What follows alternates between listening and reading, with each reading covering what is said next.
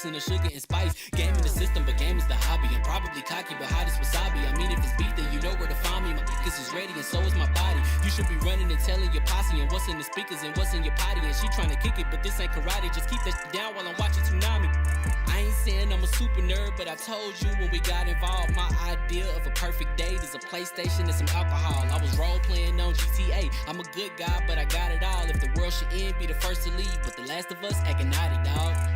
Level up, never lose, should've had better luck. Tryna see a check, I'ma run it up. Yeah, I do a lot, still ain't done enough. Level up, tryna see a check, I'ma run it up. Yeah, I do a lot, still ain't done enough.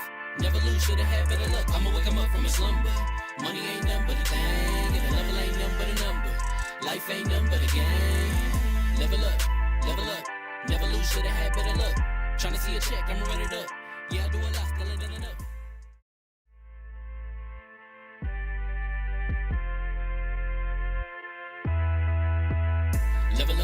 Level up, never lose, should've had better luck.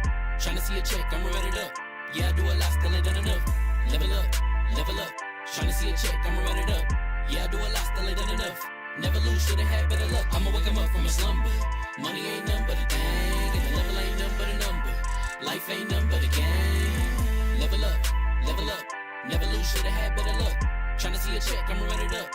Yeah, I do a lot, still ain't done enough. I wanna evolve. Waking up admit that he gave me a chance and I'm rolling the dice. I do it all, living like I'm trying to go for the platinum trophy in life. Who can you call? Really nobody, so you should just follow me on your device. And know if she chillin' with me, then it's bound to be chemical X and the sugar and spice. Game in the system, but game is the hobby. I wanna be cocky, waking up admit that he gave me the chance and I'm rolling the dice. I do this ready, living like I'm trying to go for the platinum trophy in life. Who can you call? Really nobody, so you should trying to kick it, but this ain't karate. Just keep that shit down while I'm watching Tsunami. I ain't saying I'm a super nerd, but I told you when we got involved, my idea of a perfect date is a PlayStation and some alcohol. I was role playing on GTA. I'm a good guy, but I got it all. If the world should end, be the first to leave, but the last of us acting naughty, dog. Level up, never lose, should've had better luck. Tryna see a check, I'ma run it up. Yeah, I do a lot, still ain't done enough. Level up, tryna see a check, I'ma run it up. Yeah, I do a lot, still ain't done enough. Never lose, should've had better luck. I'ma wake 'em up from a slumber. Money ain't nothing but a thing, and the level ain't nothing but a number. Life ain't nothing but a game. Level up, never lose, should've had better luck. Tryna see a check, I'ma run it up. Yeah, I do a lot, still ain't done enough.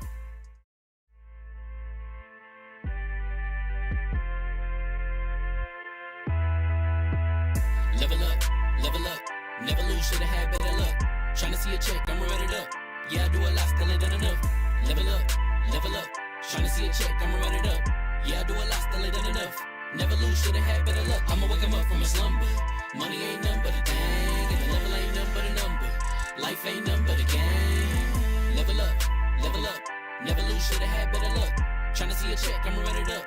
Yeah, I do a lot, still ain't done enough. I wanna evolve. Waking up admit that he gave me a chance and I'm rolling the dice. I do it all, living like I'm trying to go for the platinum trophy in life. Who can you call? Really nobody, so you should just follow me on your device. And know if she chillin' with me, then it's bound to be chemical X and the sugar and spice. Game in the system, but game is the hobby. I'm probably cocky, but hot as wasabi. I mean, if it's beef, then you know where to find me. My niggas is ready, and so is my body. You should be running and telling your posse and what's in the speakers and what's in your potty. And she trying to kick it, but this ain't karate. Just keep that shit down while I'm watching Tsunami.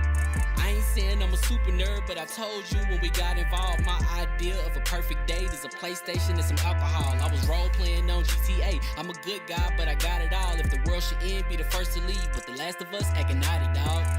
Level up, never lose, should've had better luck. Tryna see a check, I'ma run it up. Yeah, I do a lot, still ain't done enough.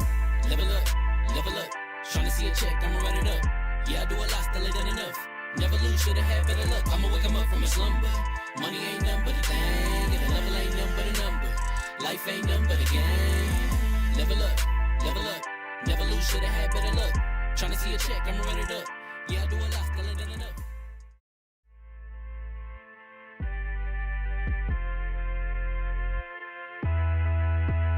Level up, never lose, should've had better luck. Tryna see a check, I'ma run it up. Yeah, I do a lot, still ain't done enough. Level up, tryna see a check, I'ma run it up. Yeah, I do a lot, still ain't done enough. Never lose, should've had better luck. I'ma wake 'em up from a slumber. Money ain't nothing but a thing, and the level ain't nothing but a number. Life ain't nothing but a game. Level up, never lose, should've had better luck. Tryna see a check, I'ma run it up. Yeah, I do a lot, still ain't done enough. I wanna evolve. can admit that he gave me a chance and I'm rolling the dice. I do it all, living like I'm trying to go for the platinum trophy in life. Who can you call? Well, hello everybody. It is not just me, because I know you guys like to call it the Hunger Show, but it's me and Trevor. We are here for our first ever show. Hopefully you guys like it. We are Cogs in a Machine. Trevor, you want to give some people the backstory and introduce yourself as my fellow co-host of what we are going to be doing here?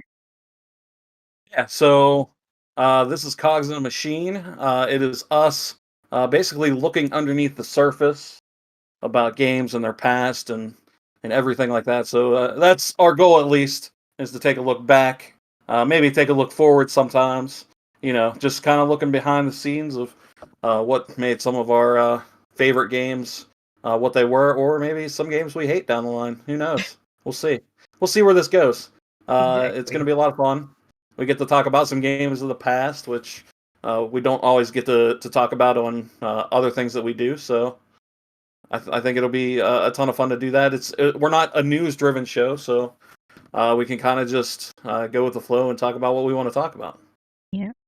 Some of our stuff may relate, like today's topic, to like future releases and stuff coming out, but this is more of a chill dive into the history.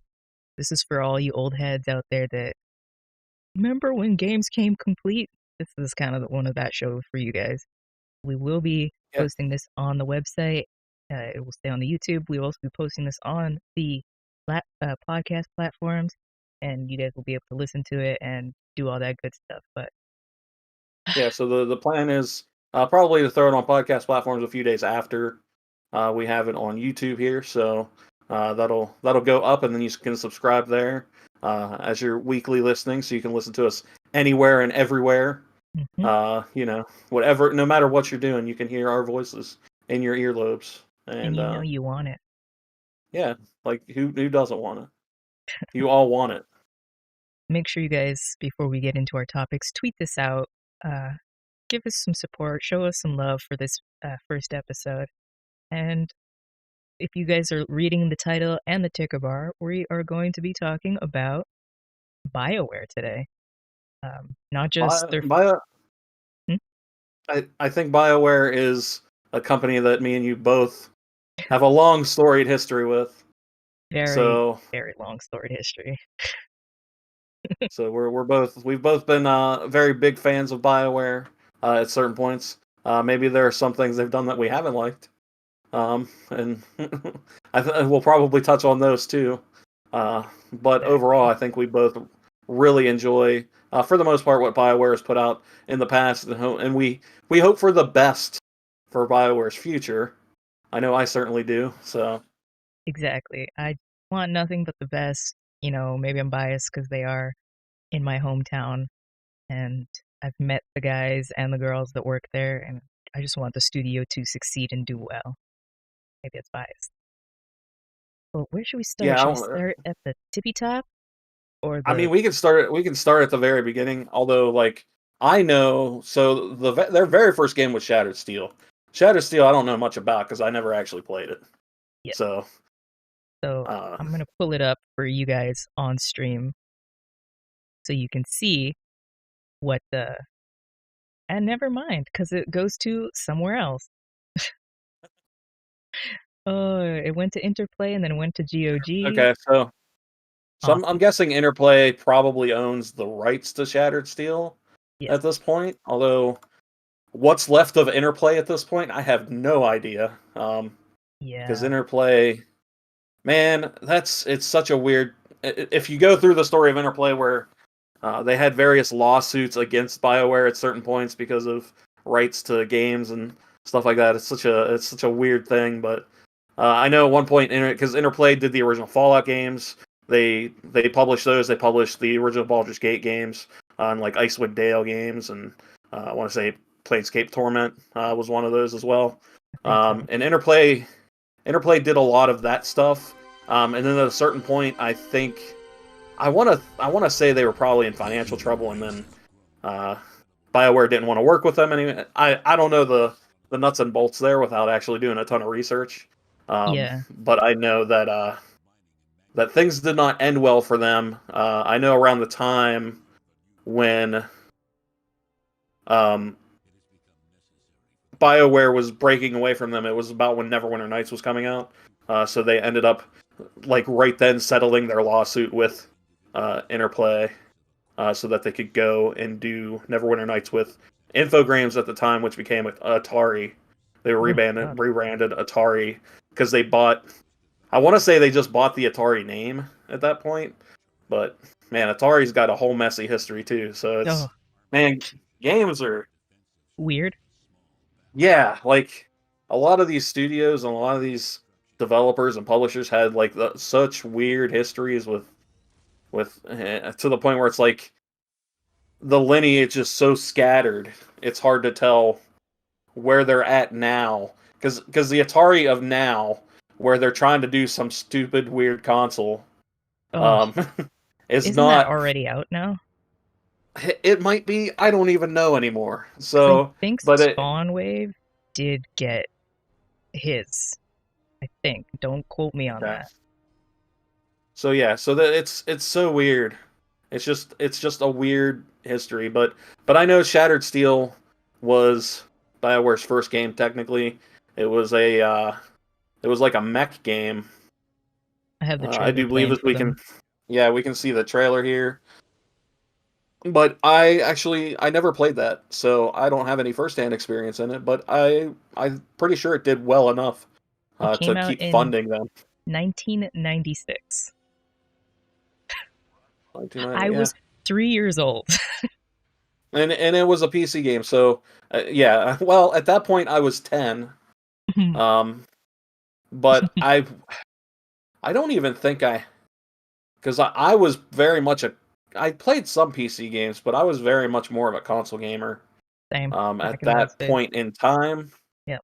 So I was probably because 96 is when the N64 came out, but I know I didn't get it the first year it came out. So I want to say I was probably still playing the Super Nintendo and the Genesis at that point, Oh, more than easily. likely.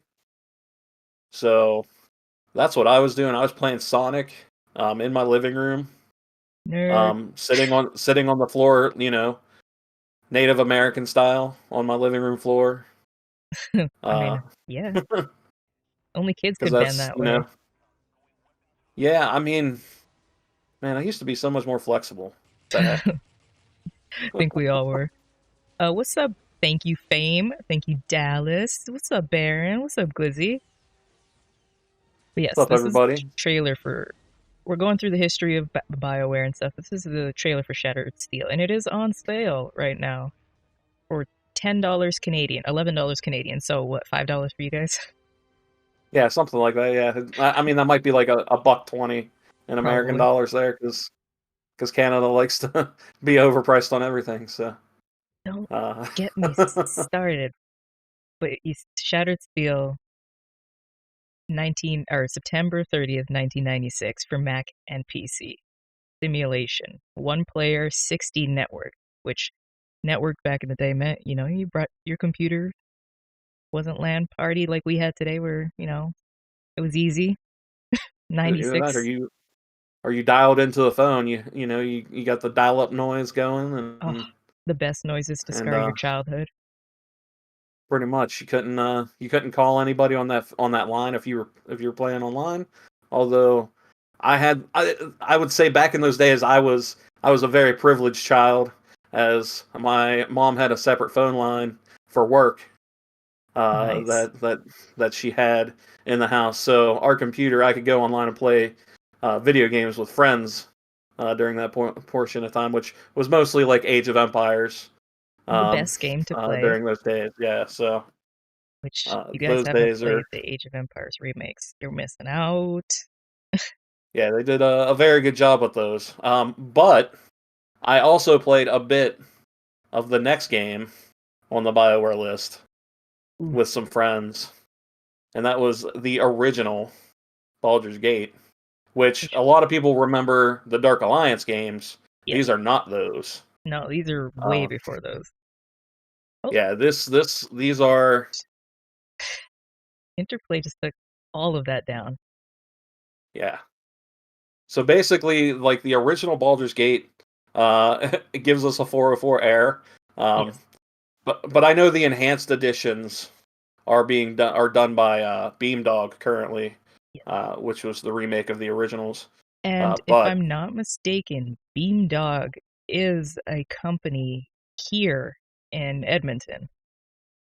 If I I'm think you're right, and I think it was actually, I want to say it was formed by some ex Bioware developers as well. So they're kind of interesting. almost keeping the legacy of the old school Bioware stuff alive because they do all of the Bioware remakes. Wow, It seems. what a Well, sweet deal. yeah. So, but yeah, Baldur's Gate. It's kind of the game that got me into fantasy role playing, like Dungeons and Dragons and stuff like that. I mean, that's exactly what it was because it ran off of the actual Dungeons and Dragons. I want to say the first Baldur's Gate was D&D 2.0, I think. so it's second edition, I think. Yeah, Because I know Neverwinter Nights was 3.5, so I think it was 2 by the time Baldur's Gate 1 was around. So second edition. Neverwinter's still a good game. It's Neverwinter is still a good game.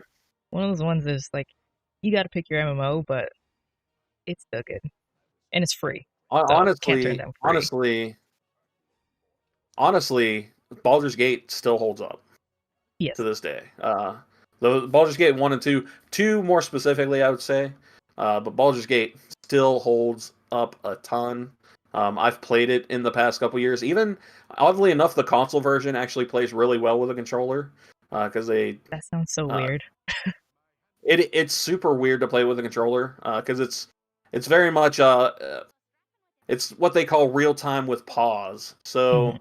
So you can pause in between the actions, but the actual combat isn't real time. It's a weird system, but Yeah. it works for the game. It lets you pause and strategically do a spell or pick who to attack where. There's a ton of strategy, a ton of learning the spells and abilities, and honestly, these games are really hard if you don't try to strategize at all. Um, Mhm. the enhanced editions do have like story modes though, so if they're a little too hard, you can get through the stories because the stories are actually like really excellent in these games. Um, Exactly.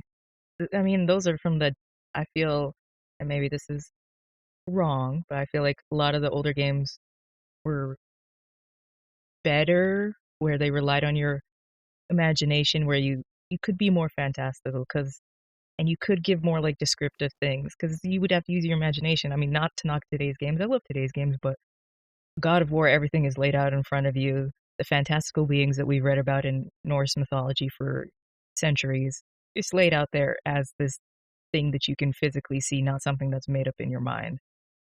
Not a bad thing, not a good yeah, thing. It's just what it is. that's definitely part of it, and these were the games that kind of started the Bioware formula with Yes, companions because you can and clearly see Dragon Age in here.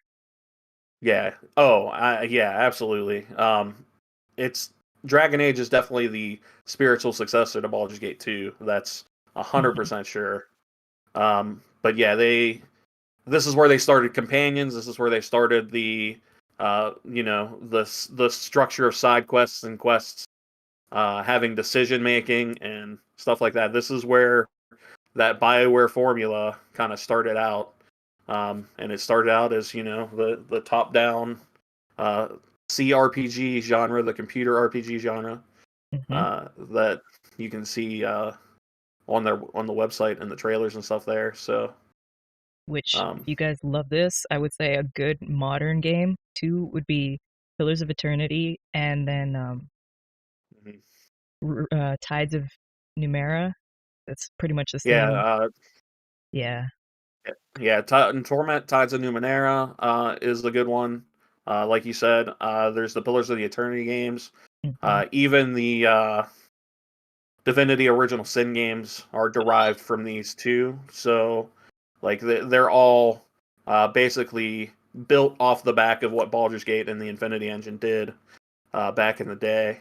Yeah. And if you love So, Diablo too, so Come on. Yeah, Diablo as well. Yeah, it's kind of, it's like they took strategy and added it to Diablo essentially. Yeah. Yeah. Like So, he's but yeah, one of I would that recommend if you see these on sale 98. anywhere, Yeah. go get them, go check them out. Yeah, buy the first Baldur's Gate was 98. Um, and then what came after that? They have it MDK listed 2. weird here, so I'm going with you. Yeah, so yeah, I'm looking at the Wikipedia page. So MDK 2, which I actually don't know a whole lot about MDK either, as it's not It's a one that I weird played. game. I will say that. I played a bit of it, and it's very much of its time where you wouldn't really see something like it now, but it's not bad. It's just very dated. Okay. Yeah, and it's I think it's definitely one of those that's different than everything else that BioWare has done since and did before. Yeah, If that makes any sense. So it kind sure. of it kind of changed up at least what they were doing a little bit, and it originally came out for Dreamcast, which is probably why I never played it because I didn't have a Dreamcast until like long after it was dead, probably about like 2004 2005. So MDK2 was not on that list of seminal Yeah, Dreamcast games that I needed to get my hands on. I mean, At that point, it was out. It came out for PS2 during that time period too. exactly. You can see just from And the then they, screenshots how weird it is. yeah, and it also came out. I didn't even realize that they did a remake. Beamdog, oddly enough, did the remake for the Wii, which I had no idea there was a Wii version of MDK2. That So sounds horrible. yeah, I'm kind of like I yeah, I'm want to sure that play was. it. Yeah, I'm curious.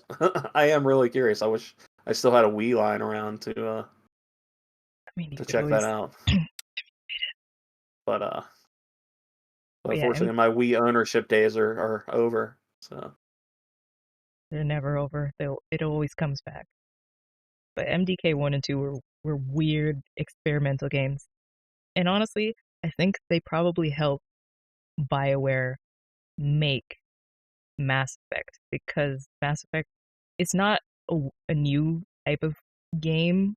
Obviously, it's a space opera RPG, but it was a shot in the dark that something like that would work because it's they made I mean, they made the Hanar, they made Turians normal.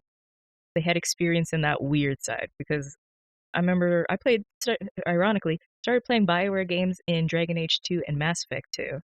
And I was like, what are these?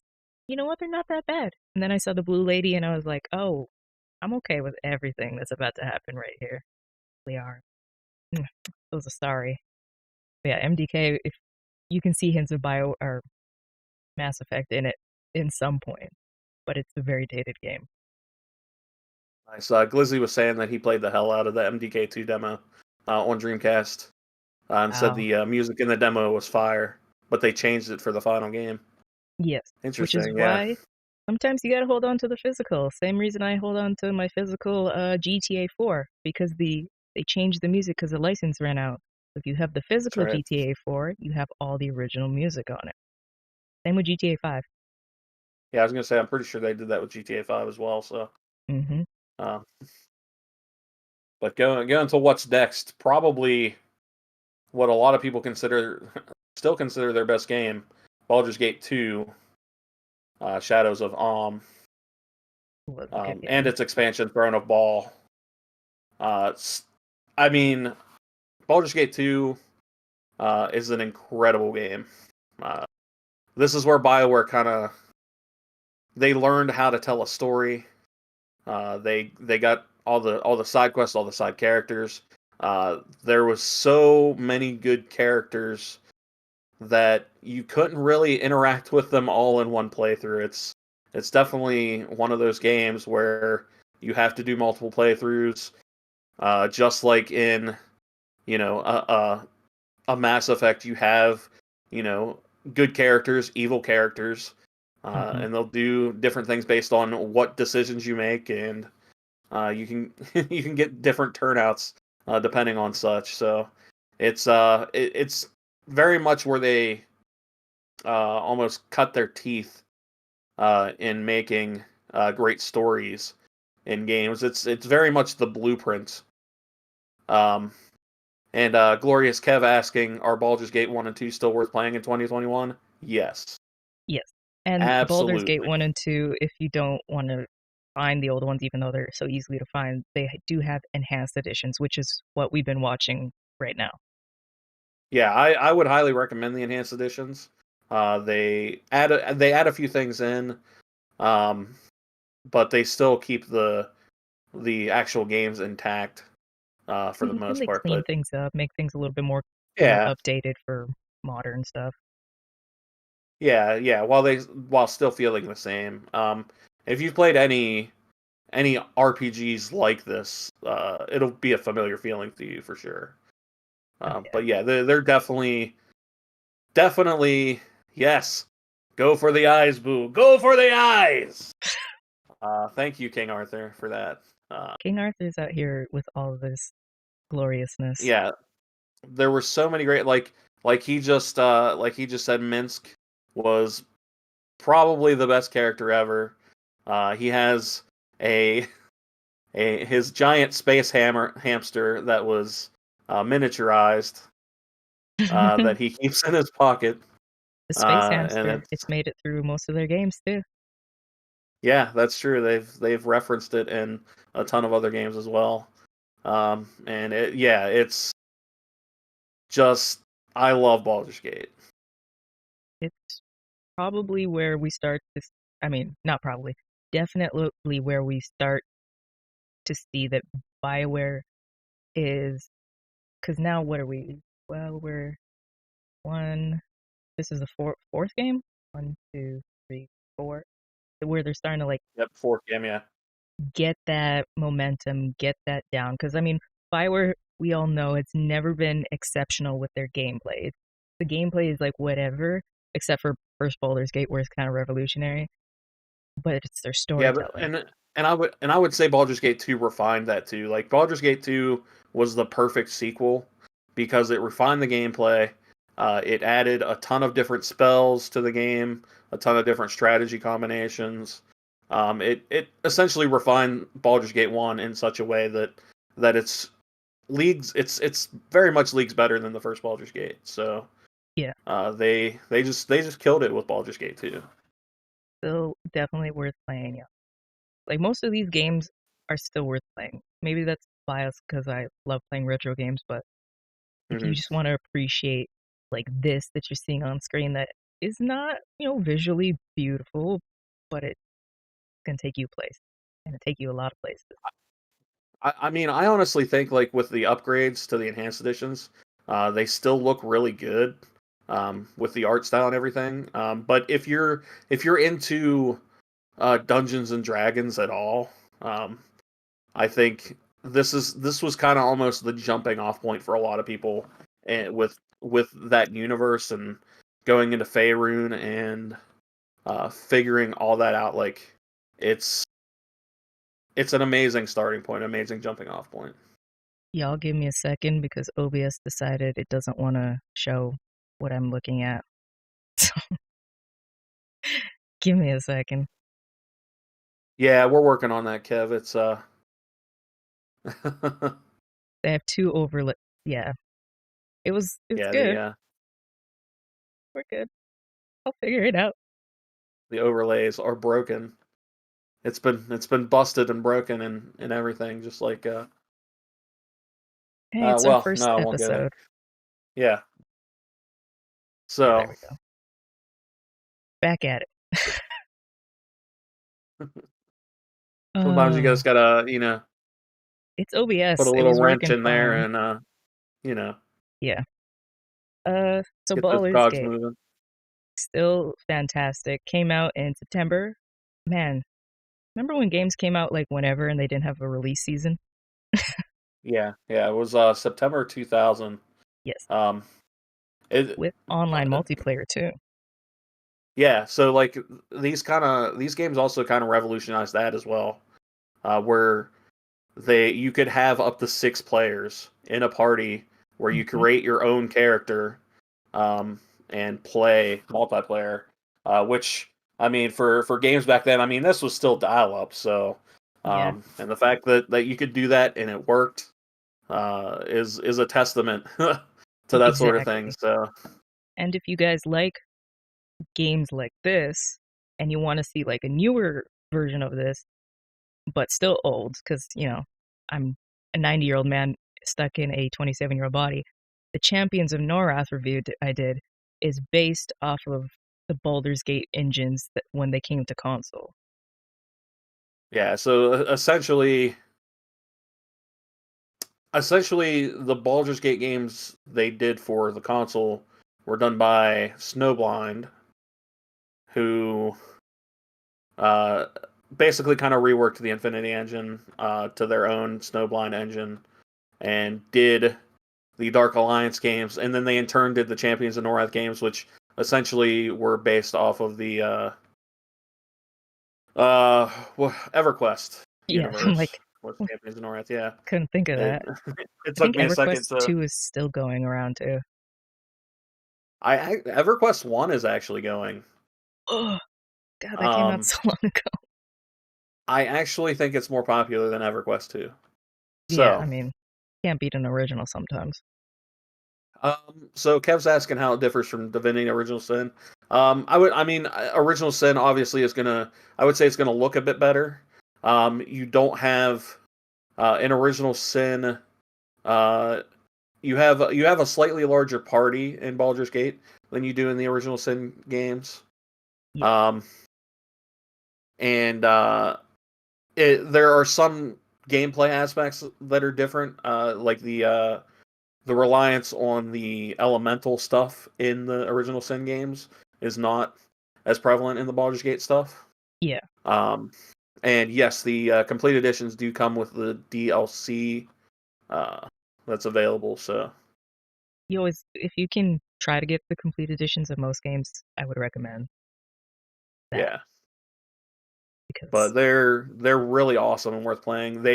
And honestly they've actually ported them to mobile too, yes, they and have. the mobile versions actually work really well because they were mouse based originally. So the mobile versions are actually really nice.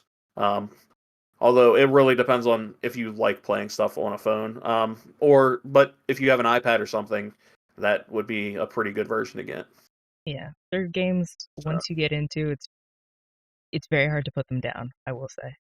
You just want to play it and mhm. explore everything and beat everybody. And then sometimes you get your ass handed to you and you got to go grind some stuff out. Yeah, the thing is, there's so much in like packed into the worlds that literally like every map screen, you want to uncover and see what's around every corner because you could just find a side quest or maybe just like a hidden item that you didn't know was there. Like I know in Baldur's Gate 1, there's literally like a hidden piece of like Ankeg armor, which is like really high level armor just on a farm somewhere that if you weren't searching, you would just never find it. Jeez. So. It's And it's it's cool that they they have that do sort of thing. they do the cool thing that it frustrates me with like a modern game like Diablo, because Diablo most of the times, uh not most of the time, sometimes it's randomized. Is this if you know where it is, you're probably gonna find it most times, unless you mess up Yeah, something. Because there's nothing worse than going to try to find that armor in Diablo, and it's like, oh, not in this seed, not today. yeah.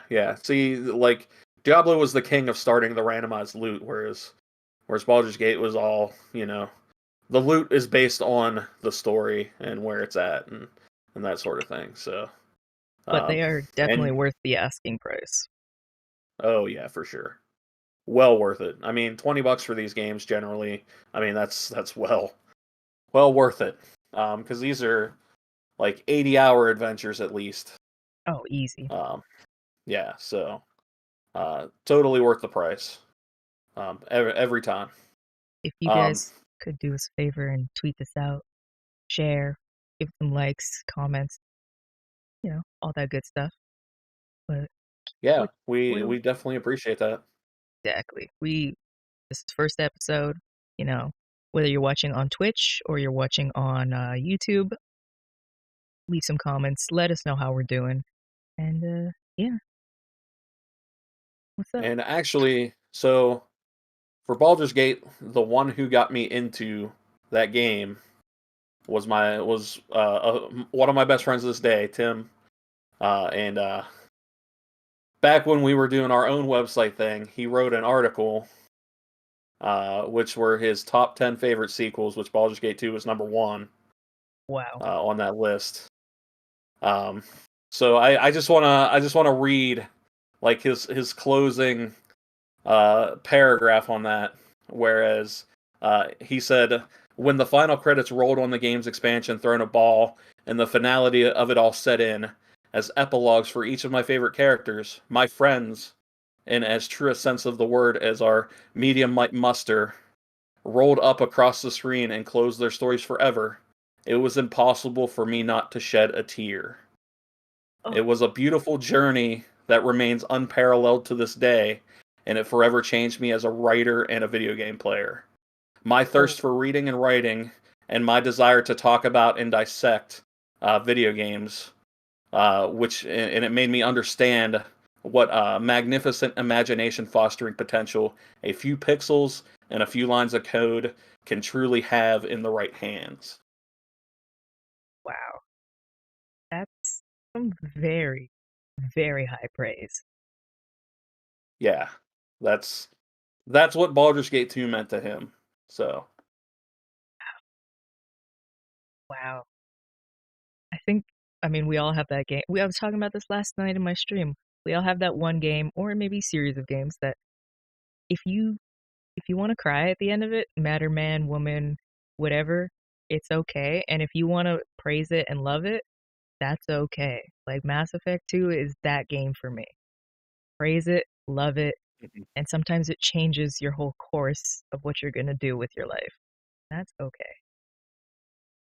Yeah, absolutely. Like it's insane the feelings that can become evoked by a great game. Um, and Baldur's Gate 2 is a great game. So Very much so. as are there are so many on this list of Bioware that we will continue going forward That's true. to Neverwinter Nights, which was their continuation of doing the Baldur's Gate formula. It's still set in the Forgotten Realms. They've upgraded to the third edition rule set from Baldur's Gate's second edition. But I will say that Neverwinter Nights probably was not their best game as far as story.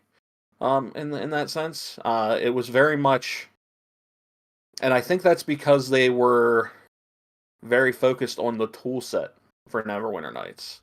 Yeah. Neverwinter Nights was like their first time ever playing with a tool set that they were releasing to the public for people to make their own adventures. And to Yeah. that, I think that's where they saw the most success, I would say, in creating a tool set where someone could actually play as a dungeon master and create adventures for their players within a video game. And this was in what, 2002? Yeah, Yeah. 2002. So, I think And that's where they succeeded. what is this trailer for? This is the enhanced edition of Neverwinter Nights, which is on not on sale, or the bundle's on sale. Yeah. But there is a So, Neverwinter MMO too. yeah, there's the Neverwinter MMO, which that's what Perfect Worlds does that. Think so. I think, yeah. But yeah, the Neverwinter Nights. I will say that Neverwinter Nights, graphically, because it's in that era of 3D games, like PS2 era, Yeah. does not hold up. It's a little Um, janky. yeah, like it doesn't look great. I would even say that whereas like I like it because I played it back in the day and I appreciate what it does. So I enjoy playing it. I don't know if I could actually recommend it to people that haven't played it before, because I Yeah. don't I don't know if it still has the tool set and the DM stuff that it originally had in the enhanced edition. So, And ironically, again, Beamdog has done the enhanced edition. yeah. So yeah. So Beamdog also put this out. Um, in that amount of time. And just a quick shout out to them for also doing the Icewind Dale remake, which is also very good. Icewind Dale was a reworked game from the Baldur's Gate 1 and 2 engine. I think it was done. I forget who actually made it, but it wasn't. I think Interplay had their own team that did it.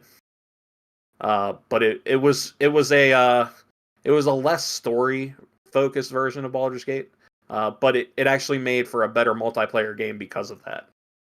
Wow. So the Icewind Dale Enhanced Edition is out there for people that want a good multiplayer RPG to play. So Kevin says, "Glorious Kev, what's up, Kev?" Says everyone hates on Mass Effect 3, but I love Mass. I don't hate on Mass Effect 3. It's not my favorite out of the trilogy. Victor, I think I was gonna say I think with Mass Effect 3, a lot of people hang on to that ending. yes. But I think a lot of what led up to that ending was very great. So Oh yeah, they just maybe fumbled the bag, but I also am not one of those people that you should have rewritten the ending. No, and we'll get into that when we talk about Mass Effect 3. yeah, for sure. Victor says he would love to see games like that go third-person view like The Witcher. What game are we talking about? Baldur's Gate? Yeah, I could see that. Yeah.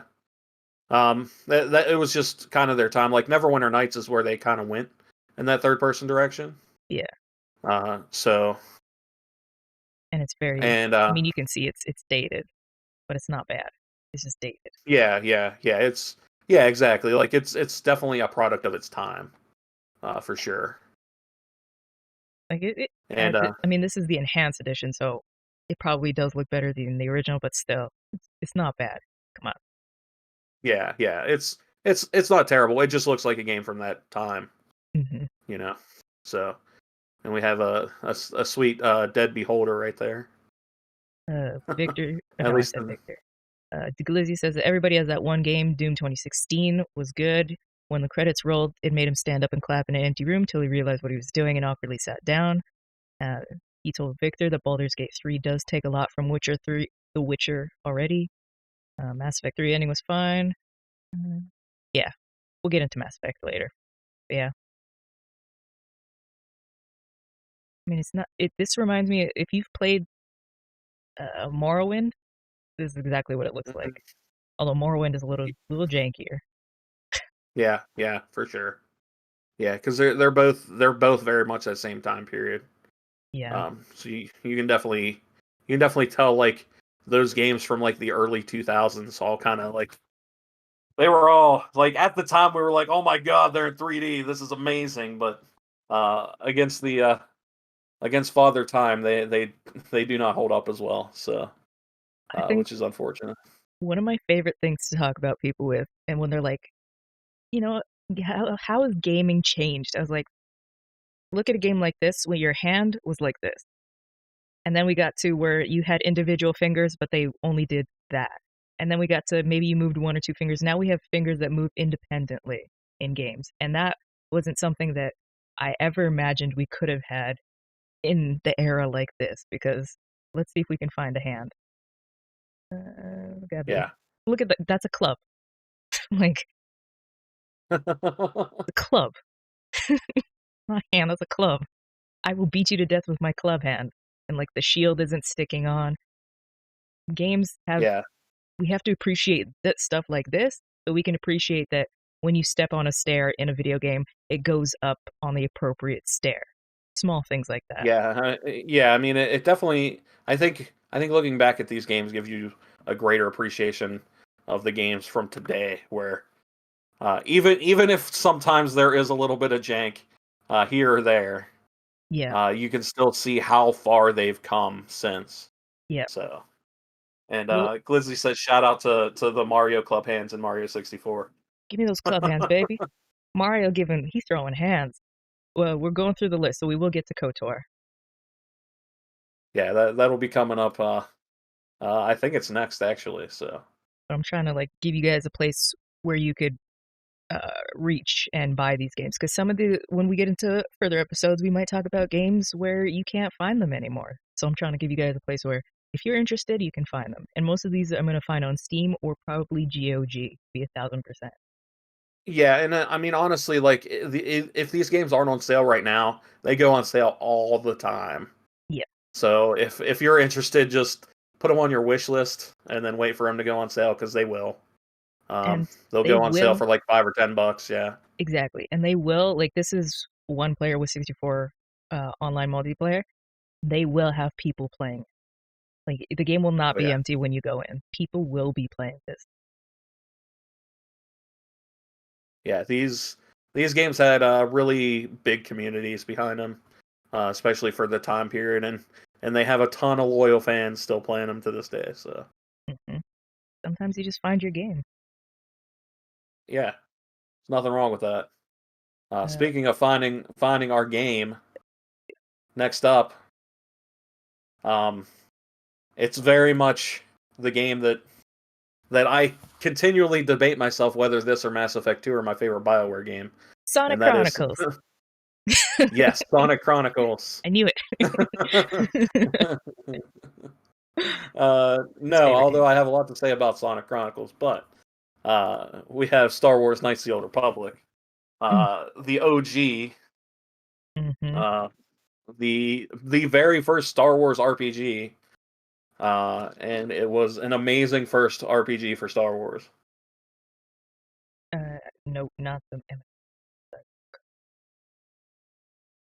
Like I this is the game, like it's been a couple years since I've played through it, but this is the game that I've played through so many times that I can't even count on my two hands, or even adding in some toes. I can't even count how many times I've probably been through this game. Just the story, the characters. I mean, if you want to talk about the building blocks for what became like Mass Effect and Dragon Mm-hmm. Age and everything that BioWare has done since, it's very much like Knights of the Old Republic was where they bridged the gap between the old school of Baldur's Gate and the new school of Mass Effect. Like this was like the bridge that was between those two games for sure. They definitely Um, perfected their stories. Like, I mean, Star yeah. Wars has so much stories, but they took a small part and made it into something unique and something so memorable. Like, let's be 1,000% honest. You either think Mass Effect or you think KOTOR when you're talking about Oh Bioware. yeah. Yeah, and the twist in Knights of the Old Republic is still one that is remembered to this day. It's referenced. It was even referenced in one of the newest movies. Like it still holds that place in the hearts of all of the Star Wars fans in Mm-hmm. the entire universe. So yeah, I love this game. Like it makes you feel like a Jedi or a Sith Lord. It's funny because when I was younger, I would always even my first playthroughs of Mass Effect and that when I was younger, I always played through on the dark or the rebel side when I was younger. Me too.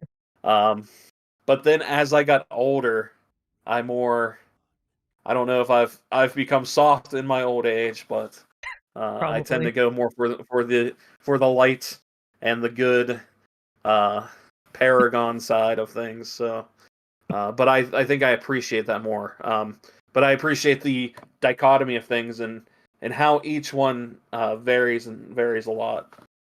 But There's just just so oh much aspects that were in, like, if you play the MMO, you see a lot of this in here. And the MMO is constantly being updated, always new stuff. But this is just everything that you see in here. Okay, trailer just cut off without letting me know. Anything you see in here, you do sit down and you see that trickle down theory that, oh, like, that's this section in this Mass Effect, or that's this section in Dragon Age, or that's this kind of companion. You see, I don't know. I mean, a lot of people probably haven't played this, which is fair because it is older, and a lot of people don't want to go back to the older games. But this is one of those games that I would recommend. Please go back and play this. Especially, I mean, it's usually always on sale. I'm not even gonna lie. It's $11 right now. Oh my God, the whole Star Wars complete collection is $257. But it's usually on sale. So $12 right now. So $5 for you guys in the US. And I Go. and I will say if you're an Xbox owner, the backwards compatible version of Knights of the Old Republic is amazing. Hmm. It in some ways runs a lot easier and a lot better than the PC version does. Yes. Because I have both and I've played both, and that backwards compatible version is really well done. It looks fantastic for being what 15 man even yeah about 15, 16, 17 years old, 18 years old. Jesus. 2003, Okay. yeah. Yeah, so 18 years old. Uh, but it looks fantastic. I would actually recommend. I would say that the backwards compatible version on Xbox is better than the PC version, unless you like are real into mods and stuff.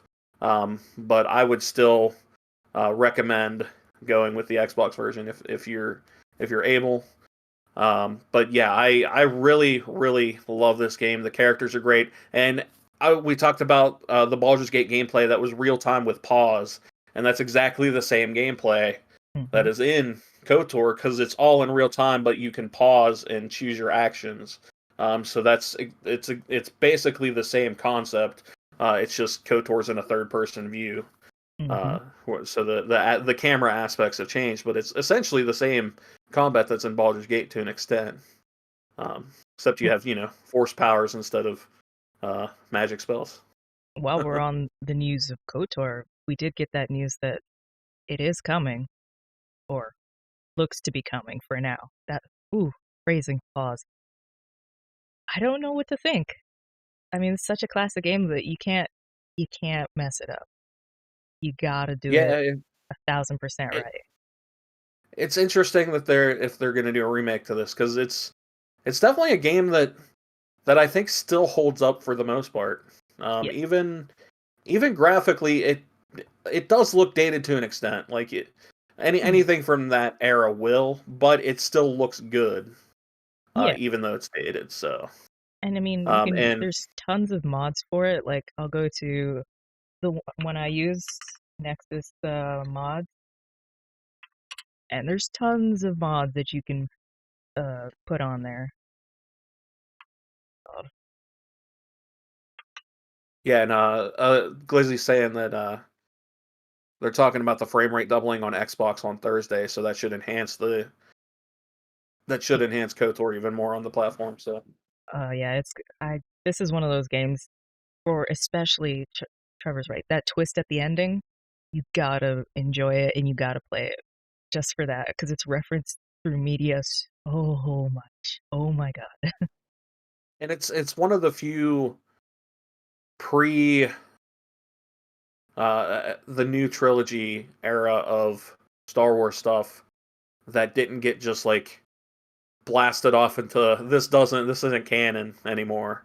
Yeah. It's one of those that I think could still they've never officially said whether it's still canon or not, but they do make references to Revan and they do make certain references to it at certain points, so it very much could be canon, whether or not it actually is or not. But I think it just goes to show how good the story was and that they wrote for this game, and how much it connected with the Star Wars audience for sure.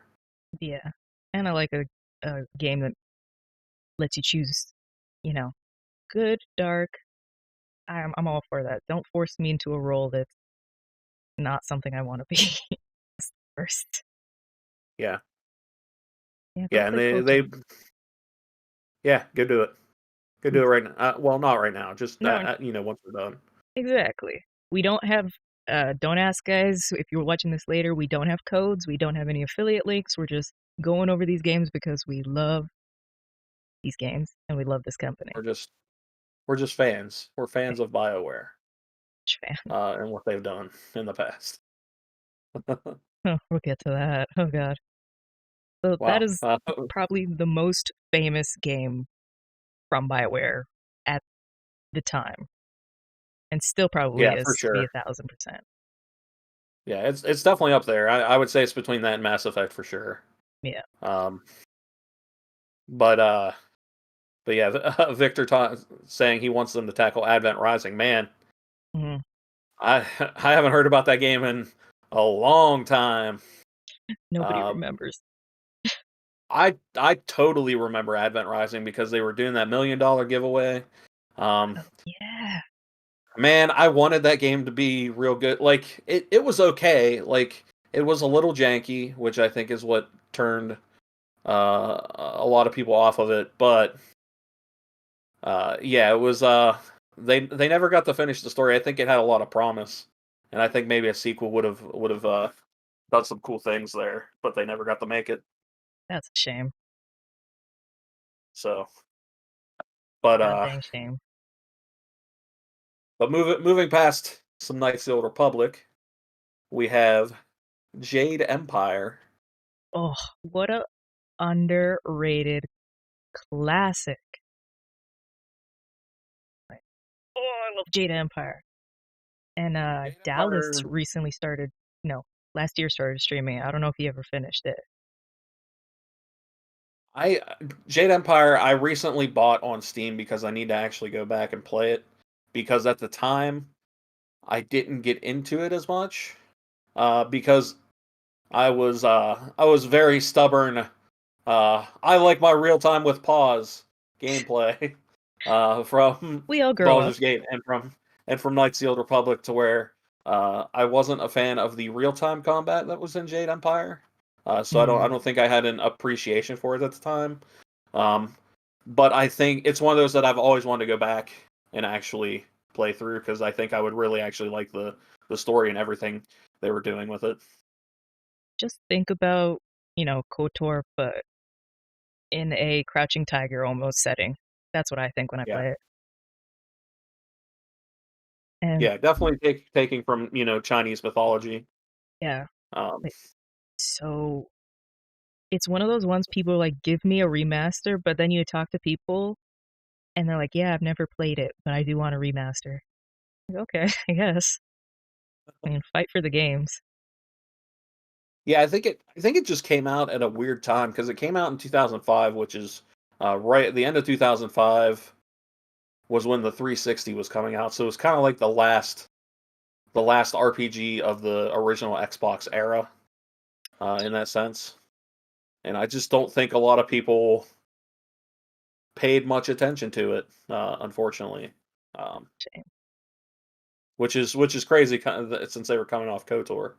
Yeah. Um, I mean, the but good thing about stuff like this is you can always go back and appreciate it now. Like sometimes you mhm. don't, if you played it back then, you might not have appreciated it the way you do now.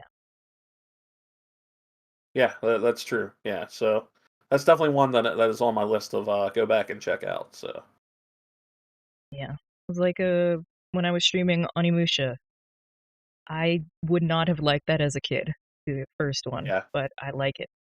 And look, Jade Empire is on sale. $80 off. 80% off, I Eh, mean. I was gonna say $80 off. How much are they? It's classic. It's valuable. 80% off till February 22nd. So you have it's $4 in Canada. It's probably like 99 cents for y'all. You have no reason not to get it. It's really good. Like Yeah, and February 2007. Oh my god, okay. yeah, because the PC version came out in 2007. It was a couple years after. They're like, Uh, you're not getting Mass Effect. Have Jade Empire. pretty much, yeah. And Victor saying that there were so many amazing games on the OG Xbox, and yeah, I agree. Hmm. OG Xbox did have a really good library that I think a lot of people at the time slept on. Yeah, Just because the PlayStation 2 was just so popular that it overshadowed everything. Because it even overshadowed GameCube, and I think GameCube also had an underrated library of stuff in it too. oh yeah, I Uh, agree with that. So those are definitely things we could talk about in the future. Actually, those are some.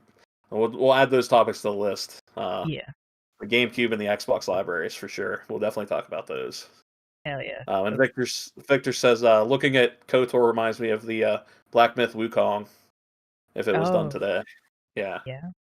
Kind of. yeah, I could see. Yeah, I could see that. I could see Jade Empire, Mm-hmm. uh, in that. Yeah, so very interesting stuff. But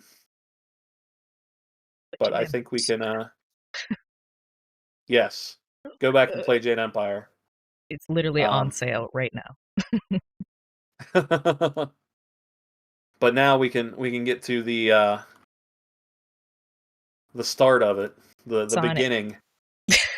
We're gonna get to the best Bioware game, obviously, Sonic Tell Mass me. Effect, Uh, the OG, oh God, there was 2007. hold on, I just forgot there was a mobile game. Anyway, yes, the big bad boy, Mass Effect 1. Probably Yes, where most Mass Effect people 1. learned about Bioware if they hadn't played KOTOR. Yeah, this was it was an Xbox exclusive originally. Hmm? Didn't actually touch PlayStation 3 until 2012. Oh That my is God, 5 years later. Yeah, it was kind of mind blowing. came out for PC a year later.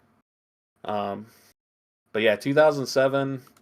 This was kind of like the 360 had a really good like couple years head start almost on the PlayStation because there was a lot of problems with early PlayStation development. So, Hmm. and Microsoft secured a lot of cool uh, exclusives at the beginning of that cycle Hmm. of that generation. So, this was one of them because this was actually before EA owned BioWare. So this was like right before. Because by the time 2 came out is when they were owned by EA. I'm pretty sure. Yes, yes, I think so. Let's see if Yeah. they're So official. yeah, I want to say they actually Dragon Age around Dragon Age time is when they. Yeah, I'm trying to So find like an original Mass Effect 1 trailer on the BioWare site or YouTube. So give me a sec. yeah, I don't have Oh, fun. I Um, know. but no, Mass Effect, the original, I really loved because it still felt like it had that DNA from Baldur's Gate and KOTOR in it. You could tell what they were trying to because it was very different for Mass Effect 2 because it was less of the action game. It still had those action elements, but when you're shooting a gun and you hit, and this is why a lot of people don't like Mass Effect 1, when you shoot somebody with a pistol and it hits, it may not actually hit because it's still rolling a dice Yeah. in the background essentially, because it's still using like RPG stats and stuff instead of the actual straight uh, action elements that they changed into. I would say for the better Yeah. in the long run, but I still love that DNA of having that RPG in there, even though a lot of people don't like that. But man, the story of Mass Effect 1, It's like, uh iconic. Like also shout out to I found the original trailer. Let me put the person's name up. Okay. Now I'm stuck in the trailer. The aired Airned, whatever. Like to give credit here when we show things. So that is their they posted the trailer back in 2009. I'm not gonna play any nice. audio, but this is the original Mass Effect 1 trailer. Or one of them. Yeah. Uh, Um, this game. yeah, I mean the story was fantastic. The prequel book to this game is so good. Where you find that's basically how they describe the relationship between Saren and Captain Anderson, Hmm. um, and why they hate each other, essentially. Like everything around the first game is just so well done. The decision making, like the decisions that matter, like Mm-hmm. you can literally wipe out a species depending on your decisions. You can literally kill like one of the best characters in the whole damn series in the Oh, first game and yeah, not see any of his stuff. Like, how can you not save Rex and see any of his stuff in the games after? Like, it's insane. yeah.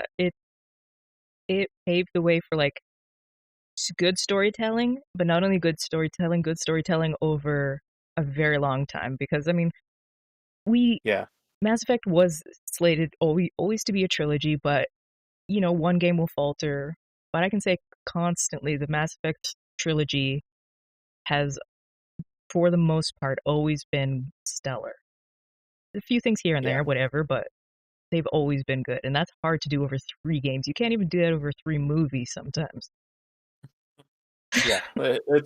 It's I continually think of what the team at Bioware had to do to like what kind of graphs they had to have to remember all of these small little plot points to go from the first game to the third game. And like in the third game, yeah, I mean I think one of the biggest criticisms is like maybe it just was like this small little side mission or like small little wrap up thing. But I mean, you got to think they had so much stuff to do that they could only focus on certain bigger plot points and stuff at that time. So, Exactly. but I think what they did was something amazing, and you felt an ownership over what you Yeah. did Well, like your choices in actually that. meant something. Yeah, like it was your Mass Effect story. It wasn't just the Mass Effect story. It wasn't some canon Hmm. story that they were doing. It was your Mass Effect story Because it and could be how experienced different so many ways. exactly like from the different love interests to who you kept Small alive. choice. Like that Well, the annoying guy, the one in the bar that wants to be like you, that gets his armor. That's yeah, a choice that you can make that you'll either keep seeing him or he'll die and you'll never see him again. And some people may never even encounter him. Like that's every story is different. No matter how many times you play Mass Effect, every story is different. yeah, it's crazy. Like there's like Mass Effect 1 I may have played through Mass Effect 1 more than I've played through any other game other than KOTOR Wow. ever cuz I've played through it a lot. Um I think we'll but dedicate like a full episode to talking about Mass Effect because we can literally stay yeah, on Mass Effect for the rest of the night. yeah, I But agree. we'll have a deep dive because there's theories I want to get into, like how that big theory that they tie with Mass Effect Andromeda, how Vetra's dad is Saren, and I'm just like, we need to talk about stuff like that. But we could be on Mass Effect all Absolutely, night. yeah. Yeah, yeah. So we gotta move on. We gotta move on. We gotta move forward to the actual best Bioware game, which is Sonic Chronicles: The Dark Brotherhood. I don't even want to go back So down there. no, you know what? I'm gonna say that this game was awesome. I did play it because Okay, I was a big Nintendo DS stan at the time. that's okay. So I knew it was Bioware, and I mean it's Sonic as a role playing game. Like I mean it's awesome. Like I loved it. It's it's such a dumb concept, It is. I mean, but I thought Black Knight was dumb, but yeah, but that it's was dumb. but I This just remember it was being cute. fun to play. You know, This it's looks almost like like it's fun. it almost reminds me of like the Paper Mario games in a sense, Oh yeah, kind of. but with Sonic. I mean Yeah, that's kind of almost what I remember out of them at least. So I can't believe. Yeah, Bioware's name is just right there. Like, oh, this is weird. yeah, but it was just such a weird pairing because this was like right before they got bought by EA. Yeah, So because this was like their last partnership before that, um, making this for Sega. But But hey, that's It is what it is. yeah. Like I would actually recommend checking it out if you can, because it's not a bad game. Um, but we'll move forward from that. I'm Uh, like they did scarred. uh, they did Mass Effect Galaxy, which was a mobile game. Yes, that Which died I very quickly. yeah, I don't remember it at all. Uh, I remember like small pieces of it because I I don't probably remember what played it. happened I to it. just oh, you know what? It was only on iOS. I didn't play it because I didn't have iOS. Yes, the story So focuses on Jacob and Miranda.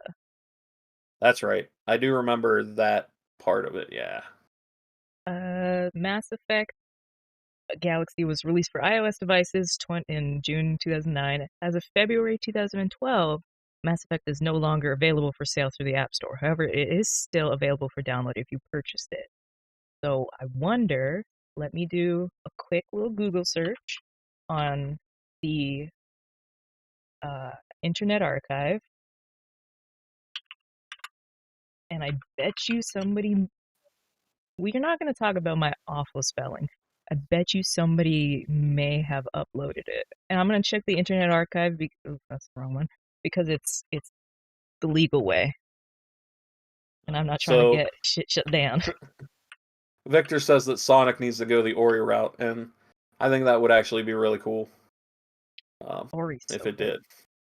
Yeah, that would be a cool use of Sonic uh, in 2021 for sure. There's audio clippings of the official voice stuff. Dallas said Mass Effect Galaxy is a Mandela effect illusion. It really does feel like it, doesn't it? Because most people have Yeah. heard of it, but we don't remember it at all. Well, I know that I like so I was late to the smart game or smartphone game, and my first smartphone, because I'm stupid, was a Windows phone for a long time They were because I could marketed get to it be great. be, because I could get achievements on my phone. So that's how that's what sold me on a Bruh, smartphone, because I'm that nerd. it's okay. Um, but yeah, so I never had I didn't have an iOS device until I got my iPad a few years ago for college, and that's when I got my first iOS device. So that's the only iOS device I've ever had. Yeah, I'm. Uh, Oof, I could get into my dislike for iOS, but that's not what this oh, is about. I hate iOS, but It serves a even after purpose. using it I mean it does its job.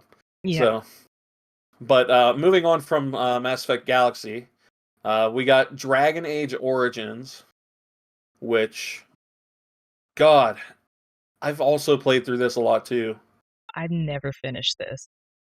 I've Oh restarted man, it like 4 times, and somehow like I always get sidetracked and never finish. I love Dragon Age Origins. I think I love it because it very much is a spiritual successor to the Baldur's Gate games, and that's pretty much kind of what Bioware built it as when they first talked about it. So for me, it was very much it was like coming home in a sense, uh, to go back to something like Dragon Age. And man, I love Dragon Age Origins. Yeah. Thank you And to Dennis or whatever his name was there for uploading all the trailers. We're only gonna watch the Origins one for now. yeah, Origins was just so well done. You had great companions. You had the party, the party camp stuff. Um, just memorable characters. Hmm. Uh, like and they put together this universe because they had to create their own thing, because obviously they didn't have the Dungeons and Dragons license anymore, Yeah, so they had to start from scratch again. and they somehow Which made it hey, work. yeah, they figured it out. I think Mass Effect probably Yes. helped them in that sense, because they had to create a universe for Mass Effect. So they went for Dragon Age, and Well, just like remembering the good times with like Morgan and Liliana. I love Liliana. Like Oh yeah, not even gonna lie. Liliana's awesome. Yeah, Liliana and Morgan uh I can't remember the dude's name that pretty much hates you. Oh Um, my god. because there's Alistair, but and not him, but the he's the father of someone. I can't remember. Yeah, I can't remember his name, but yeah, I he's can't remember his name either. Oh, Sten. Sten is the Someone Kev just said Kunari. in the yeah I love yeah him. Sten, and it's like yeah there's just so much good about this game, and like I said, it was very much a spiritual successor to the Baldur's Gate games. Yeah. That I loved it like a ton. Like I specifically played it with different playthroughs as different types of characters because you had like different starting points for characters Yeah. in this and with different backgrounds and I was um glad when they put in the Bioware keep so you could make the backstories and just start the games from whenever. yeah That was so nice. Thank you. yeah that was that was a really cool idea on their part. But I mean, I think it's something they had to do because their games were strewn across multiple systems and Oh god, stuff. yeah. So And like uh, I said before, if you're like me, I started on Mass Effect 2 and Dragon Age 2. I didn't play Origins. I still haven't finished it, but I didn't play Origins until after I beat Dragon Age 2. I was like, I don't know any of this. I mean, you can play yeah, each game separately, but they do yeah, link you can, into yeah, each other. yeah. There's definitely certain lore that is shared between them. Um, but I still think Origins is their best Dragon Age game, personally. But Yeah. I'm not one of those people. I know a lot of people did not like 2, which, okay, y- it was different. I I understand people's criticism with two, but I still enjoyed it. Yeah. I still had fun with it. I still liked it. I think I need to go back to it because it's. I don't. I don't think I've played through it a second time. Even I only played through it the first time. But I have to get it on PC. I only have it on console. yeah, yeah, I'm definitely gonna have to.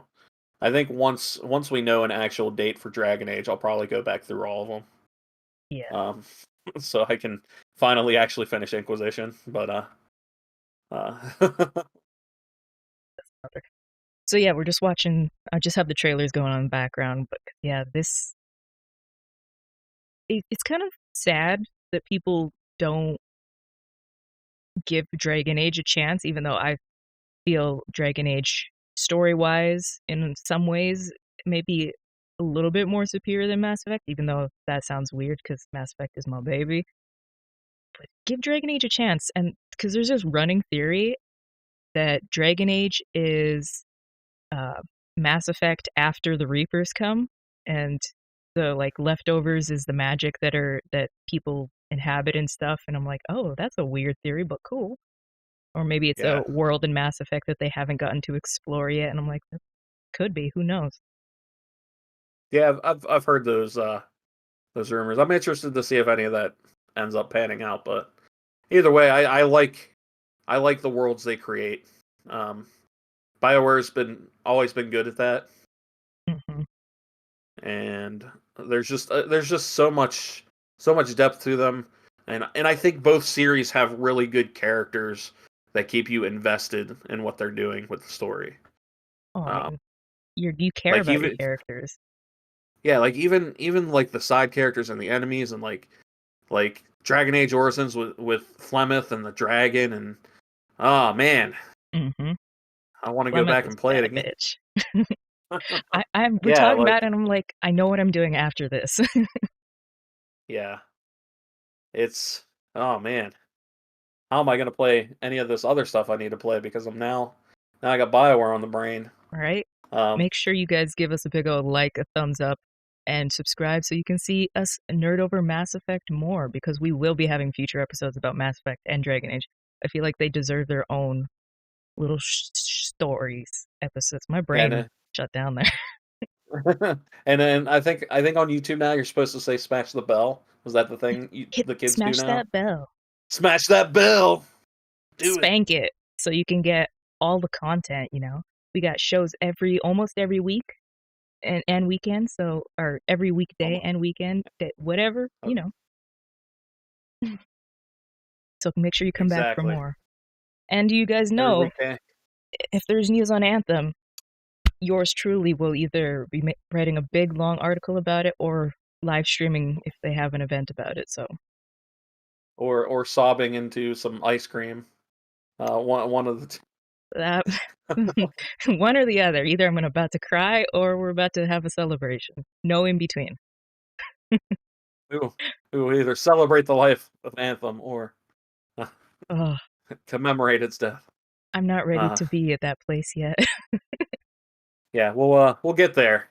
But after Dragon Age Origins, we have what could be Bioware's best game ever was which is Mass Effect 2. Yes, I 1,000% agree with that. Let me find a Mass Effect 2 trailer. I think, well, maybe I'm biased because that was my first game that I ever played of Bioware's, but it it's just took what they had, made it accessible because a lot of people that were coming in to buy Mass Effect 2 probably did not have, probably didn't play Mass Effect 1, and made it accessible, made it fun, made it you fall in love with your characters. It was I just don't know what I could say about Mass Effect 2 that hasn't already been said 1,000 times over since it's been released. Absolutely, yeah. And I want to shout out King Arthur real quick for his enchantment for Dragon Age. But uh but yeah, Mass Effect 2, I mean, oh, the characters are all just so good. From the villains, the elusive man, getting Martin Sheen to play that role is Hmm. like man, he's so good in that role, and the fact that you just don't know whether you're supposed to like him or hate him, and then the whole thing between like humans and aliens, and it's but you don't know which direction you should be going. Like it's always in the back of your head, like, am I doing the right thing? Hmm.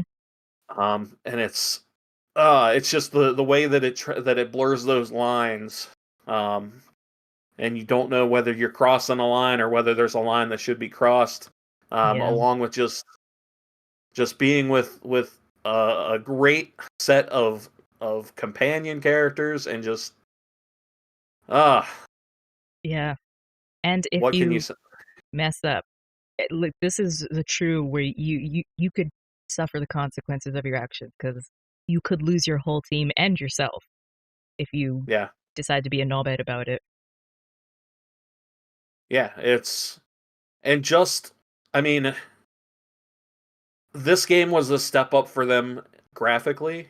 It's just like holy crap, when you first saw this game it was like wow, like Hmm. this was like the peak, uh where you saw what the 360 PS3 generation could do as far as graphics and power could go.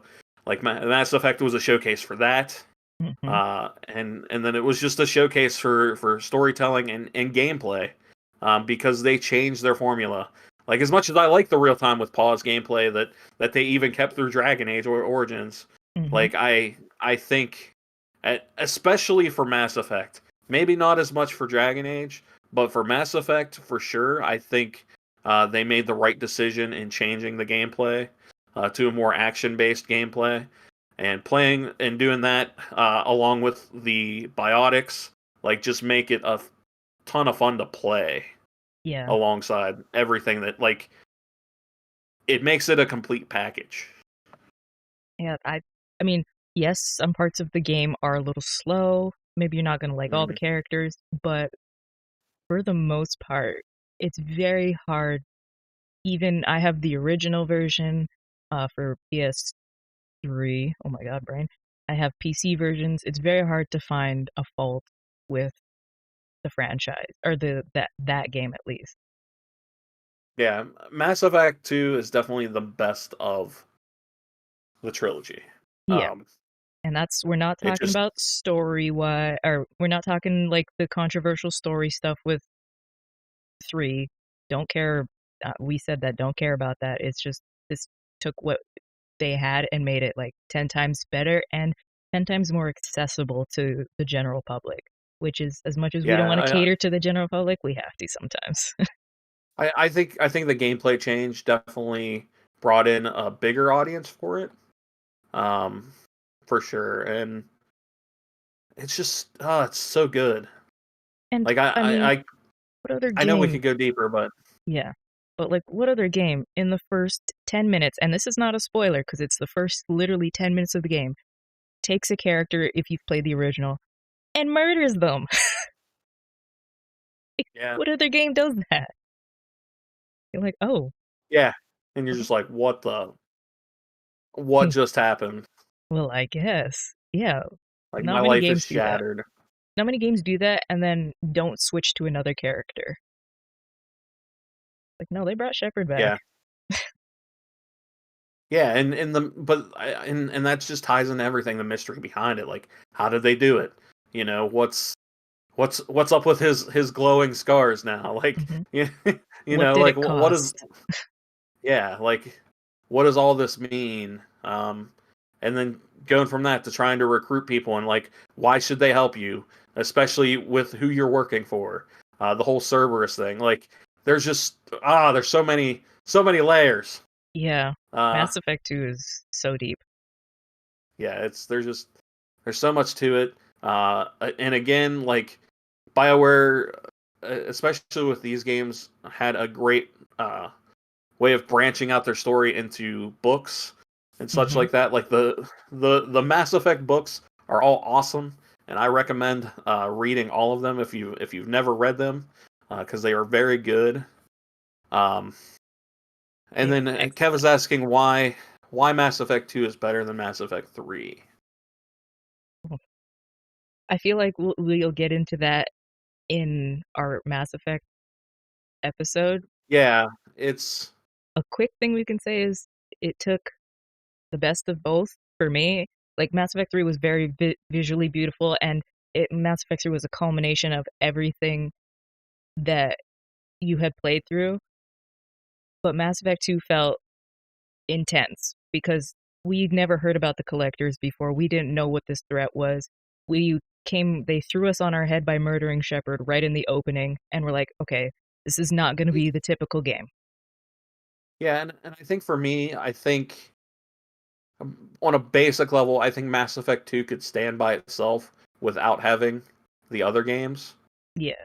And I think it can do that better than 3 could, because I think 3 definitely relies a lot on the other games, obviously, Hmm. because it's the culmination of everything. And then 1 is kind of setting up a lot of stuff. So I think 2, just even if you're just jumping in from start to finish, you can kind of understand, and it has a good start and conclusion. Hmm. To where if you didn't play or read or do anything else with the Mass Effect universe, I think with 2 you'd be satisfied. And I think Mass Effect 3, we knew it was going to happen. Like, we have to defeat the Collector or the Reapers or we're dying. Mass Effect 2, you didn't really Mhm. know what was going to happen. There were so many, Yeah, Mass Effect 3 had so many heartbreaking moments because we knew it was all coming to an end. But Mass Effect 2 you didn't know that they were going to uh, come out that way. yeah, yeah. You didn't know what the stakes were, so Yeah. It was all coming at you full speed that you have no idea what was going to happen. yeah. So, but anyway, we could totally go for years and Oh, yeah. days on this, but but then we will go to the next on the list, which is Dragon Age 2. Which I actually quite enjoy. I will be 1,000% on. I like Hawk, very much so. I don't like the brother. I don't like Yeah, Carver, but I love Bethany. I think Dragon Age 2. I think my biggest thing with it, I think, and maybe it's I still think it's a good game, but it almost feels as if it's Dragon Age 2 was almost the afterthought because they were working on Mass Effect as well. Yeah. So you see a lot of, which is something that was criticized a lot when it came out, was a lot of same-ish environments, Yes. and stuff like that throughout the game, and just not a lot of newer content and not a lot of variety in the content. I think is probably where a lot of people had issues with Dragon Age 2. So like I understand those criticisms, but I also think it's an enjoyable game. Like I think it is a good game, and it's one that I myself want to go revisit because it's been so long since I've played it that I want to go back and visit it. So Oh hell yeah! Like I there's when we get into Dragon Age, there's a big part of why I like Dragon Age Inquisition a little bit more than both of them, but that's such like a small issue. But Dragon Age 2, it very much reminds me of Mass Effect. Just the character writing. Like you cannot tell me yeah, that you don't love Isabella, that you don't love Meryl. She's adorable. The DLC where Liliana pops up, that was awesome. Just in Varric. I mean, yeah, Varric is who doesn't love Varric? And then you get introduced to yeah, Cassandra. Like I love the characters. yeah. They definitely they. I think Dragon Age 2's strength almost comes off the back of Mass Effect in that it does build up the characters really well. Yeah, and it Uh, made you empathize because they were going through something horrifying that now it took us a while to empathize with 2020, but now we can, and we're like, oh, okay, right, we've all gone through something horrible, a plague, awesome. right. Huh. I But don't know how I feel quite about well, it depends on the ending you chose because it did have multiple endings too. You could side with the Templars or the mages. yeah, That's what I always loved, and I always sided with the yeah. mages. Just I feel mean bad for the that's mages, kind of man. yeah. Okay, yeah. I need to go back and play this. So um, it's So been way too long. Like because I as you bring up the characters, I remember them, but like man, I really gotta refresh myself on Dragon Age 2. yeah, But like I said, I do remember liking it when I played it. Um, I I just love right from the start. There's a consequence to your choice. Like if mm, you play a mage, Bethany gets killed off. If you play a soldier or a paladin, Carver gets killed off. It's like, oh, right from the start, there's some consequence. Okay, yeah, okay. Uh, yeah. Kev, you're right. Jack is Bay. Be nice and tender with her because she's more than just her tough exterior. She's more than But 2009. No. no, further than that, Oh, they're saying 2011 was Dragon Age 2. sequel to. Um, Okay. yeah, Oof. and then they came out with the web browser Dragon Age Legends. Oh God, that's not even on their site. That's fine Yeah, out. yeah. I mean, I'm on the Wikipedia page, so they don't even recognize that. I don't really remember much about it, so we'll move on. Let's just Um, see. Oh, they hold on. There's an EA little thing here. the Before launch, end. Stadia. Oh, it was a Facebook game. Yeah, that's what I thought. Yeah, Ugh, get away from me. Well then, yeah. So we don't talk about that. be legendary, everybody. Anyway, uh, Don't talk about that. the towards the end of the year, Mm, that was when they released the Old Republic. just Uh, still banging. which hey, I mean, it's still going to this day. Like, it's one of those that I wish I got more into, Mhm. and I always tell myself I will go back and I will play through that eventually. And I've played through a little bit, and it's free to play now, so I mean, I guess I could just jump in at any point. It's free to But play to a point, yeah, yeah, exactly, yeah, which is, I think, what it does not help it. Because then it's yeah, subscription, $10 a month. yeah. So it's one of those that I've always meant to play. Like I hear great things.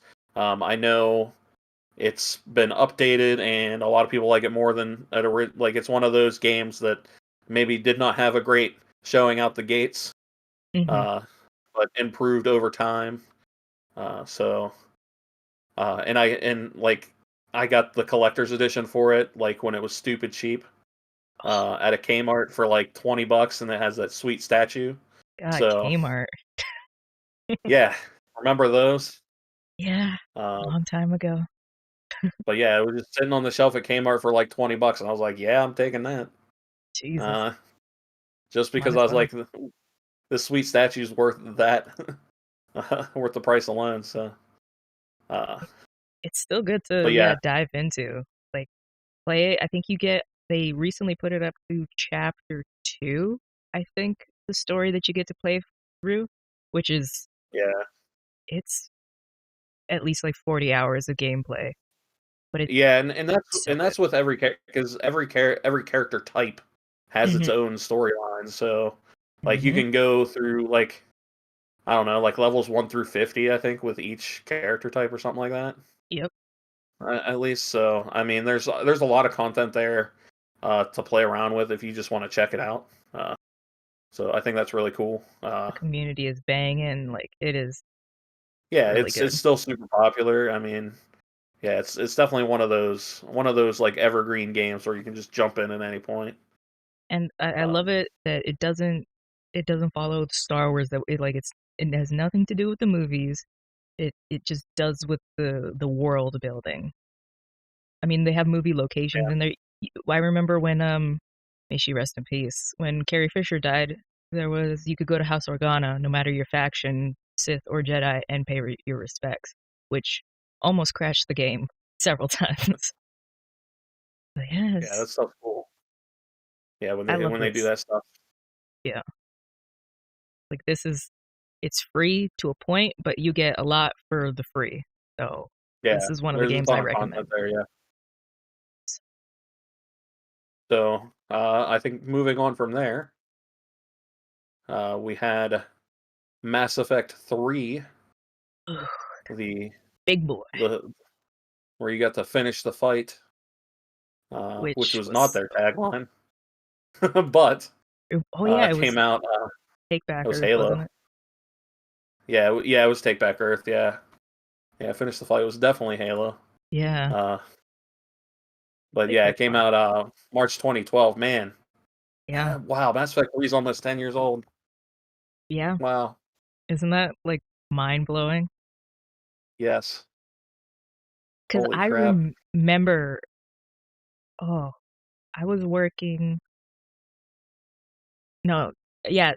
Oh, a couple friends and I who were doing YouTube way back when, we were watching the E3 when this was announced, and I remember this trailer because this trailer like scarred me when the little girl looked pretty. You know what happened to her, but I was just like, oh, this is like introduced because this was like the first time you really got to see Earth, and then just the Hmm. horrifying destruction of what happened, and then you're like, oh, so we really, like we were talking about with Mass Effect 2, you really, you know what's going to happen. You either you have to fight or you have to die, and there's going to be sacrifices. That's what Yeah, makes it like, oh, you know what's going to happen, even though the story is different. You know what's going to happen, which kind of makes like Mass Effect 2 better in my opinion.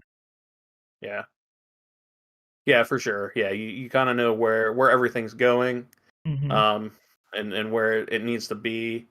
It basically is setting up for the end game, and Yeah. you know that there's going to be something to do with that. I think they do a good job of, for the most part, of wrapping up the side stories and everything. Oh yeah.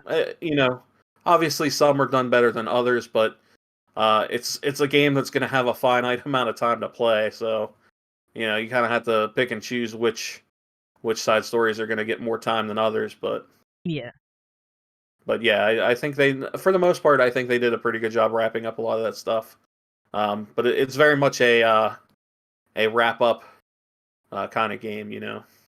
And I'll be 1000%. I've only played this once.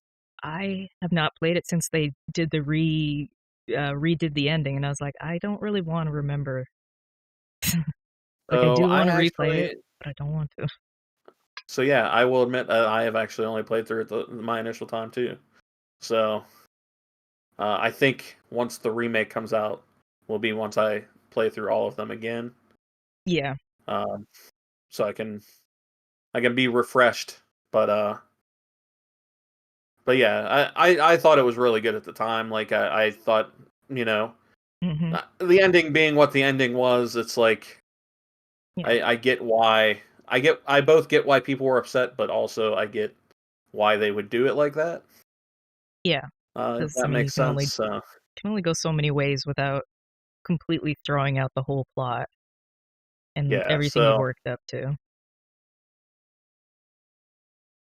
but What's the yeah, it was fun puzzle? to play. Like honestly, the multiplayer in 3 was super fun. Oh yeah, it Uh, really was. I mean, even though it was very much a like tacked on, like, hey, we want you to give us more money with loot boxes kind of deal. It was really fun to play, Yeah. and you totally didn't have to buy anything, which I did not buy anything. So, but I just remember playing the crap out of it because it was just fun. Um, Man, remember when you didn't have to buy extra stuff?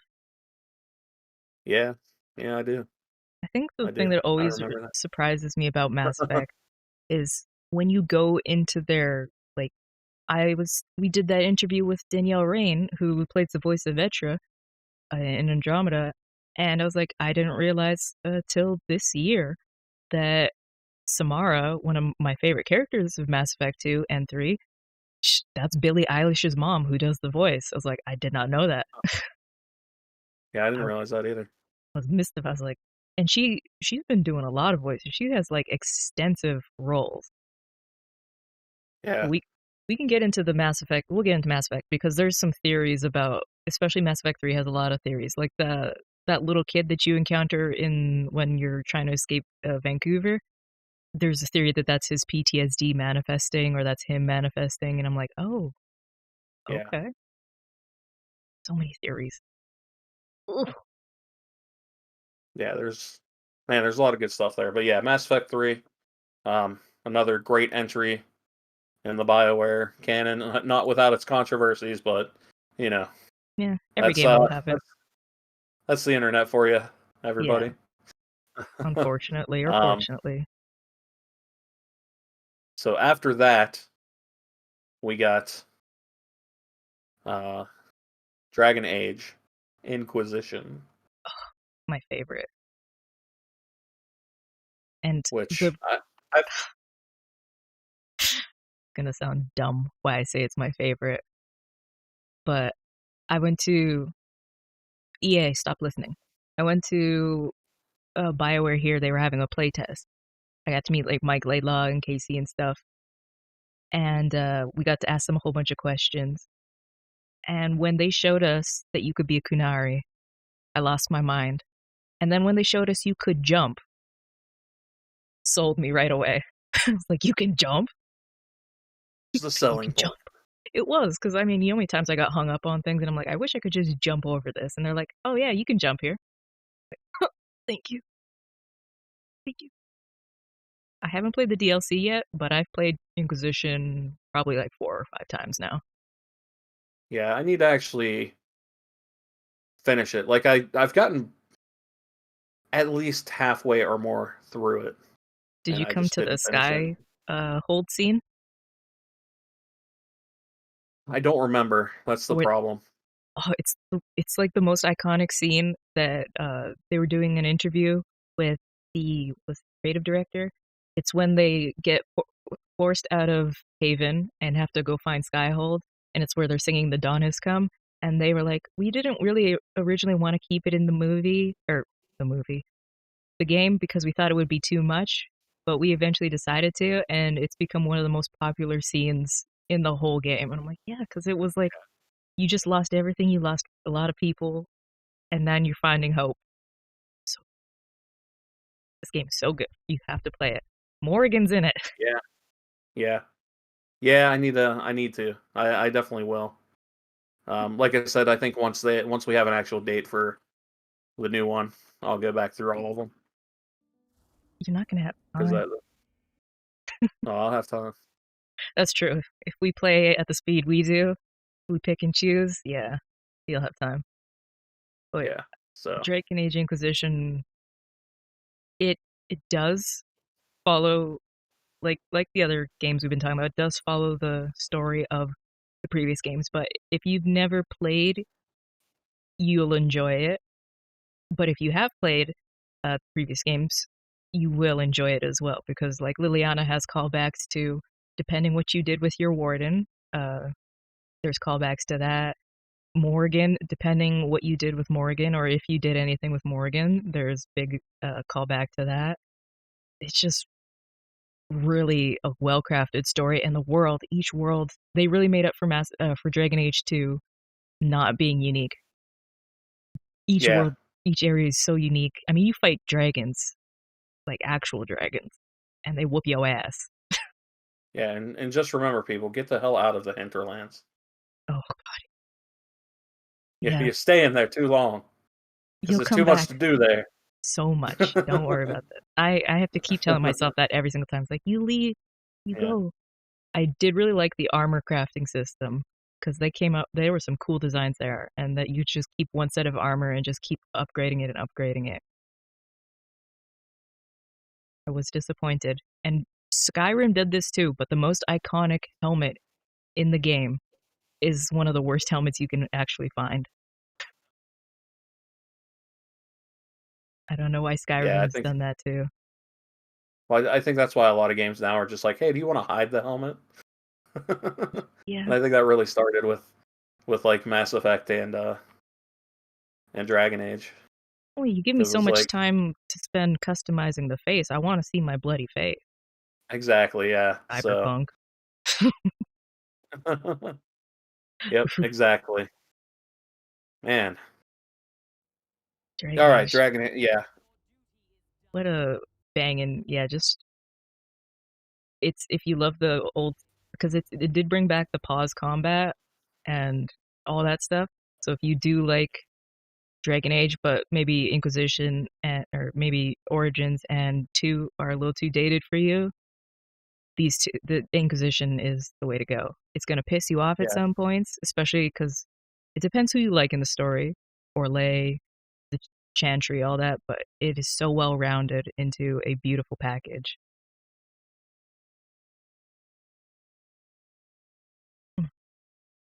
Yeah, just good stuff. So Great good. games. Go play them. Yes, And now we go to it's on sale too, 75% off. there you go. It's on sale. Mm, go Go get it, buy it. boys. You get it on sale. Uh, so That's yeah, so that we're not here for the rest of our lives.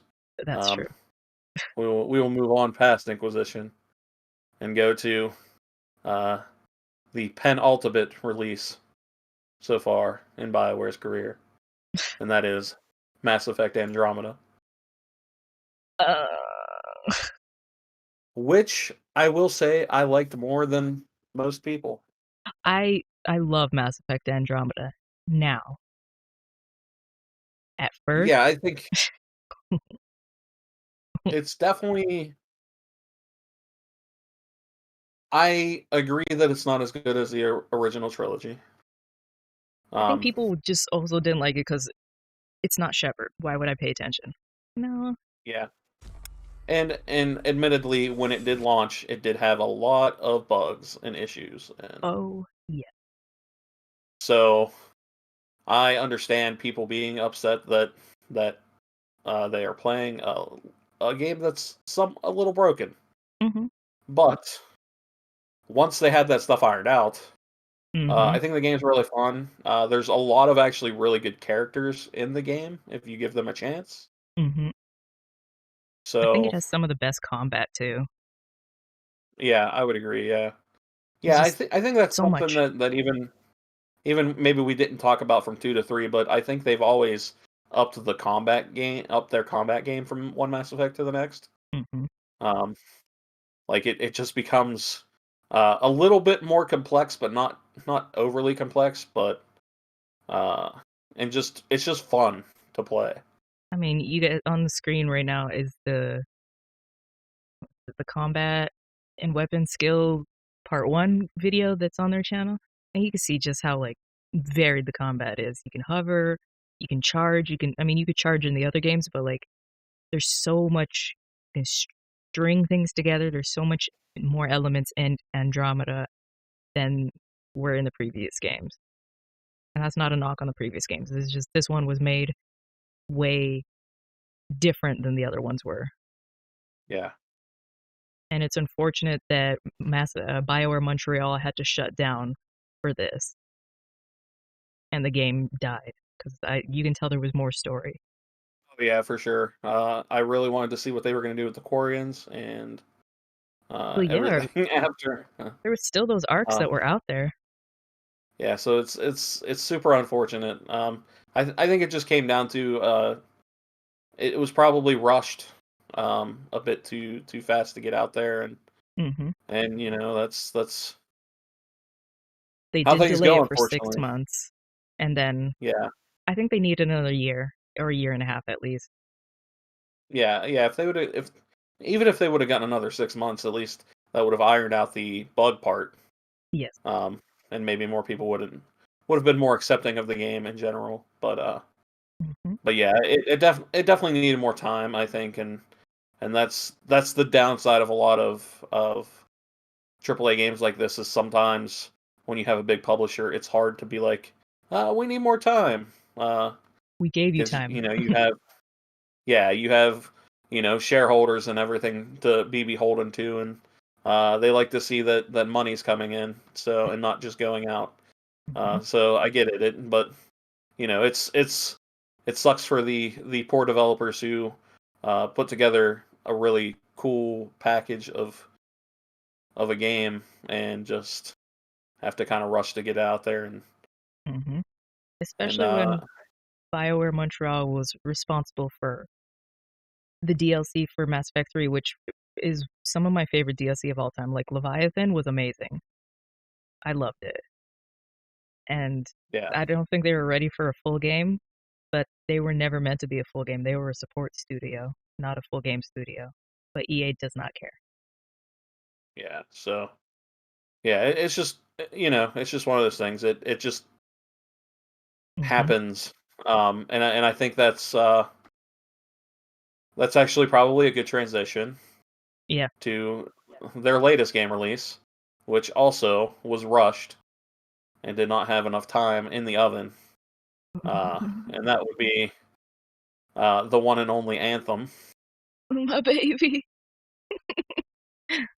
Um, I think the best thing about Anthem is its gameplay.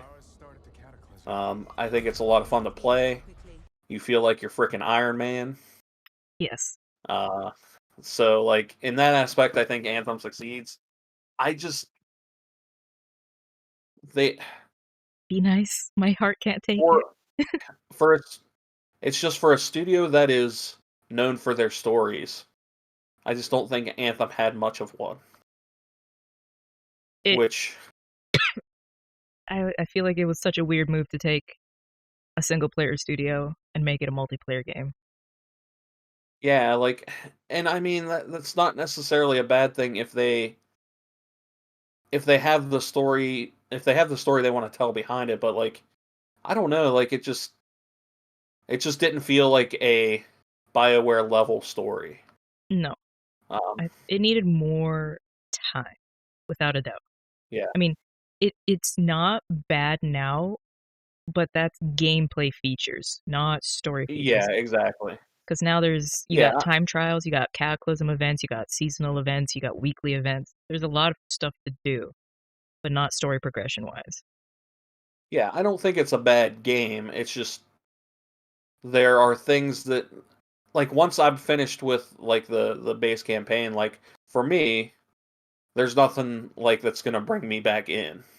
Yeah. And Um, you're not somebody that's gonna because go, let me do the whole story over again in Grandmaster mode now. yeah, exactly. Like if it was a great story that I loved, like I can play through the Mass Effect games again. I can play through the Dragon Age games again because I love the stories that they have there. Hmm. Um, but like Anthem, like the story just wasn't like it wasn't the draw for me. The gameplay is the draw, and it's good gameplay. But yeah, I think overall though, Anthem just had a troubled development cycle, which you could go read that article by Jason Schreier that details it in great detail, and Yeah. you can totally understand how Anthem came out in the way that it did, because it was very much rushed Oh my to get God, out the yes. door.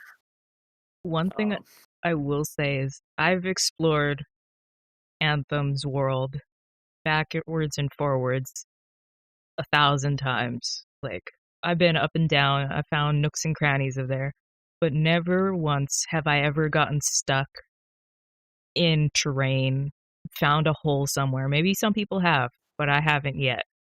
And I will say that's some good program because you're flying, you're not paying attention to where you're going half the time. Some of the best flying feeling too. I think we can all agree that the flying feels amazing. But I've never gotten stuck on a piece of terrain, which always mystifies me because I'm like, there's for as shoddy as some of this is, I should be getting stuck somewhere. I should be getting stuck in the ground. I should be getting blown up. But they Anthem does have the one bio, and I call it the Bioware problem because I only come across it in Bioware games. Is sometimes an explosion happens and it knocks all your audio out, and I've had it happen several times. I yeah, have it happen in Mass Effect, Dragon Age. I'm like, okay, I guess this is just a thing that happens. yeah, that definitely does happen in Bioware games. I didn't even, yeah, I completely forgot about that, but yeah, that totally happens. And Um, it's not great on PC still. I will say it's not perfectly optimized. I mean, if I can run Red Dead Redemption, but I have trouble running Anthem, it's not great, but it's still playable. I just want them to put the effort in because people do care about it. I'm on the subreddit, I'm in the Discord, people are playing it actively. I've joined parties. We want EA to continue with the 2.0. And I've seen some of the 2.0 stuff. It looks great. I will play it. Don't kill it, EA, please. Big Daddy EA. yeah, I mean, I'm kind of like I'm very much like as far as like Anthem 2.0, I'm very much on the fence. Like if it comes out cool, like I think I'll check it out. Like because obviously I'll have somebody to check it out with, since you'll be playing it. All day, But every day. like I mean, if it doesn't happen, like I also like understand why they wouldn't. There's so much competition out there for a game like that right now. Yes. For games as a service, I mean, it's it's very hard to make a game like that. It's very hard to compete with Destiny or the Division 2 or Yeah. Rainbow Six Siege, like these games that have people that keep coming back to them uh, on a on a weekly, sometimes daily basis. It's hard to keep up with that because there's only so many of those games that a person could play. So if you're somebody that's already like entranced in Destiny or entranced in Division 2, Yeah, it's hard to why come are out. yeah, it's hard for you to just come back over and add another game to that list. Or you've done so much in those other games that you want to make sure that you keep getting more stuff in those games, and you're kind of almost starting over if you come over to Anthem. So you don't want to do that. So um, it's Yeah, just in a weird spot right now. it From really a is. and it's tough to say. I mean, because Bioware is a talented studio. Obviously, we've gone through their list of games that Yeah. we've loved, um, which pretty much we've loved most of their games, Yeah. uh, admittedly. So, and Anthem does a lot of cool stuff, especially with the gameplay. Um, Hmm. but but maybe if Anthem dies, maybe that cool stuff can be inserted into a Mass Effect. Yeah, Like I'm coming around to that. Like, I will be very upset if they cancel or at least shut down 2.0. I'll be upset because, it's not long before they start going, you know what, we don't need to keep this many servers open. Let's start closing some servers down. And then your always online game, you can't play it at all, which not gonna be happy about that. yeah, But I mean that's I don't ultimately want, that's the downside of the always online. yeah, I just don't want Anthem to die for Mass Effect or Dragon Age. And I know that sounds weird, but I don't want it to die for Dragon Age or Mass Effect, and then we get a subpar Mass Effect or Dragon Age, what we could have had. Anthem that's rebooted. I mean, ESO came back. Final Fantasy 14 came back. Secret Worlds had a big reboot. Guild Wars 2 had a big reboot. Yeah, and Phantasy Star finally came over here. It's getting a big reboot. yeah, so yeah, and on that end of the coin, like I can totally see why you would want to invest in essentially bringing a game back from the dead because you see so many of these success stories of other publishers and developers doing it and doing it right and coming out with a product that their fan base actually wants, Mm-hmm. and people being happy with it. So, Just don't know if like, would I EA would has I the like to patience. see that? Yeah, like that's the thing. Like, would I like to see that for Anthem? Yeah, I think that'd be cool. Because I do know a lot of people that super got into it. Like a friend of mine, Joe, is super into it, and I think he still plays it too. Mm-hmm. So I mean, I know he'd be down for it, but at the same time, it's like, is EA gonna want to invest the money? Which is tough. Like, I mean, I don't have that much money to invest, so I can't That's really true. say whether I would, take that chance or not. It's because it's a chance. It It's a could, real big gamble, yeah. yeah, like they could totally revamp it, and then they keep the same player base and it doesn't grow, and then, that's a loss. So, I think they'd have to make it free to play if it came back. Like, yeah, I think so too. And yeah, I don't know but how they would but be hey, able to do Destiny it. did that. Exactly.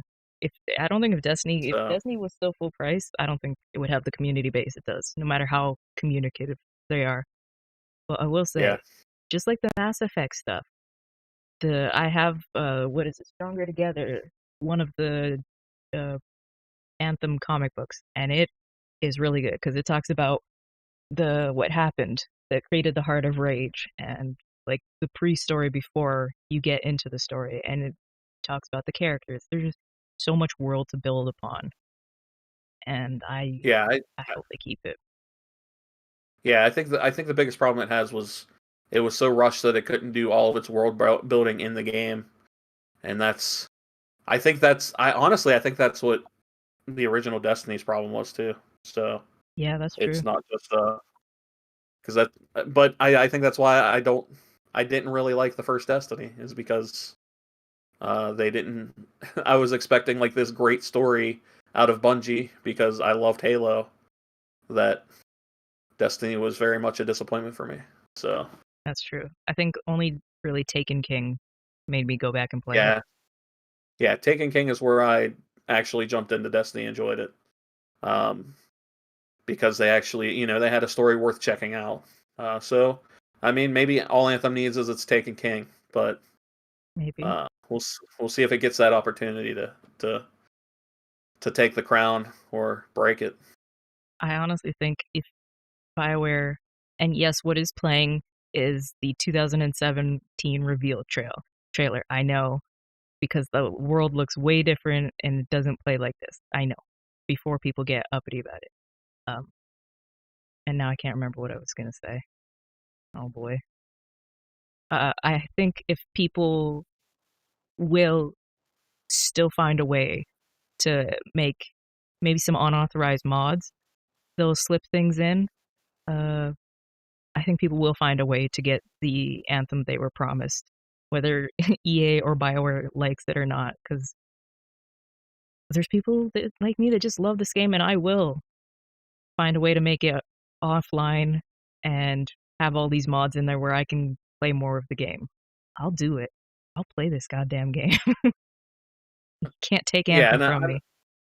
I'm sure at that point there will be some sort of modding community out there for it because I mean that's how it goes with PC games in general. Yeah, Um, I just I love Anthem, and yeah, it just needs doesn't have that Anthem. It doesn't not Anthem. It doesn't have that Bioware story polish, which is one thing that is disappointing. But the gameplay, you can't beat that gameplay. That gameplay is pretty far. yeah, it's yeah, yeah, it's like Victor in the chat said Anthem has really fire gameplay, but a terrible campaign. Yeah. Yeah. And then the fact you have I, your different javelins and you can play different styles and it's so easy to swap them in and out. It, there's so much yeah, there that needs to be done.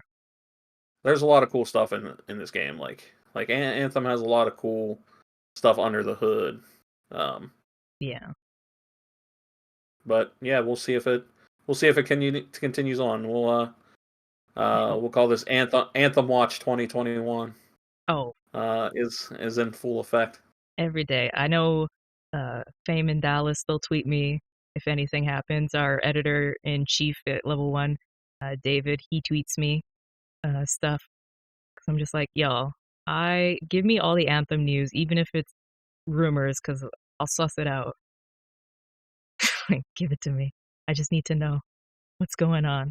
And I mean, this week we should hear something. Maybe tomorrow before 2XP, maybe Thursday. I hope not Friday, because Friday's where games go to die. But I will maybe this week Yeah. or next week. I hope. If some news is coming out on Friday, then Mm. uh, might be time to put that black veil on. I will Uh, sit here and cry with my Dairy Queen ice cream by myself. oh man, Uh, I just want some Dairy Queen now. I Anyway, know. I think that concludes our look through the history of Bioware. Yeah. Um, and there's more coming. We got a legendary edition of Mass Effect coming, Mm-hmm.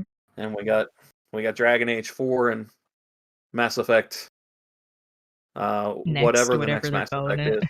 Yeah. Yeah, so Yeah. there's a lot to look forward to. I think in Bioware's future, hopefully.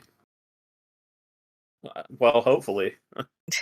I think people are like, well, if the next Dragon Age or Mass Effect fails, that's it for Bioware. I don't think so, because Bioware, I mean, we've just gone through a small bit of their history. Yeah, Beamdog does a lot of their remasters now, but Bioware has a lot of games that they can pull back to, and they can do a lot of things. I think just this Mass Effect Legacy or Legendary stuff will kind of wipe the slate for a lot of people, because we talked about this with CD Projekt Red. Is people are going to be mad until the next Witcher comes out and does well. So I think if this Legendary Edition is good, people are going to be like, oh, what? Anthem? It was Yeah, okay. I think hindsight is 2020, and Yeah, or sometimes you just need one good thing to forget all the bad things that happened. that's Um, true. whether they were actually bad or not. I mean, some people remember things differently than how they actually happened a lot of times too. So, Which uh, is why but you yeah, guys are here to watch us, because this is what we will be doing. Maybe a little burp there. Maybe we won't take as long. Maybe we will take longer. But this is what we are going to be doing. We're going to be deep diving into just this stuff, boring stuff, maybe for some people, but for us, it's exciting. We're going to talk retro stuff. We're going to talk business practices, all on Cogs in a Machine. yep, we're gonna dive deep uh, into the machine and see what comes out. And in this case, we saw a whole lot of great Bioware games, Mm-hmm. and I can't wait uh, to discuss what we discuss next week, because we haven't figured that out yet. But we have a whole list of stuff that we're thinking about. So We have a thick list, and we're going to go through, and we're going to, if you guys have topics that you think you want us to cover, you can tweet at me. You can hit us up on, you can hit Trevor up on Twitter. You can hit us up in the Discord. Let us know if you want to see us cover for things. yeah, if you haven't, yeah, definitely, if you have an idea for a topic, just let one of us know. Yeah. Uh, Anywhere, whether it's in the comment section here on YouTube, or Twitch, or wherever, or Twitter, or anywhere where we can see what you're saying. Discord. If you haven't joined the Level 1 Discord, you should. What's the matter with you? Yeah. Uh, Seriously. all the cool kids are doing it. They really are. Given to peer pressure. Seriously. Thank y'all for rocking with us for the first episode. We will be back next week with whatever we're fixing to talk about then. Like Trevor said, we don't know what. We're Absolutely. not going to follow, we're not a news show, so we're not going to follow the news. You want that, you can watch on Wednesdays. We'll cover the news. Thursdays, me and Fame covers some news that we forgot.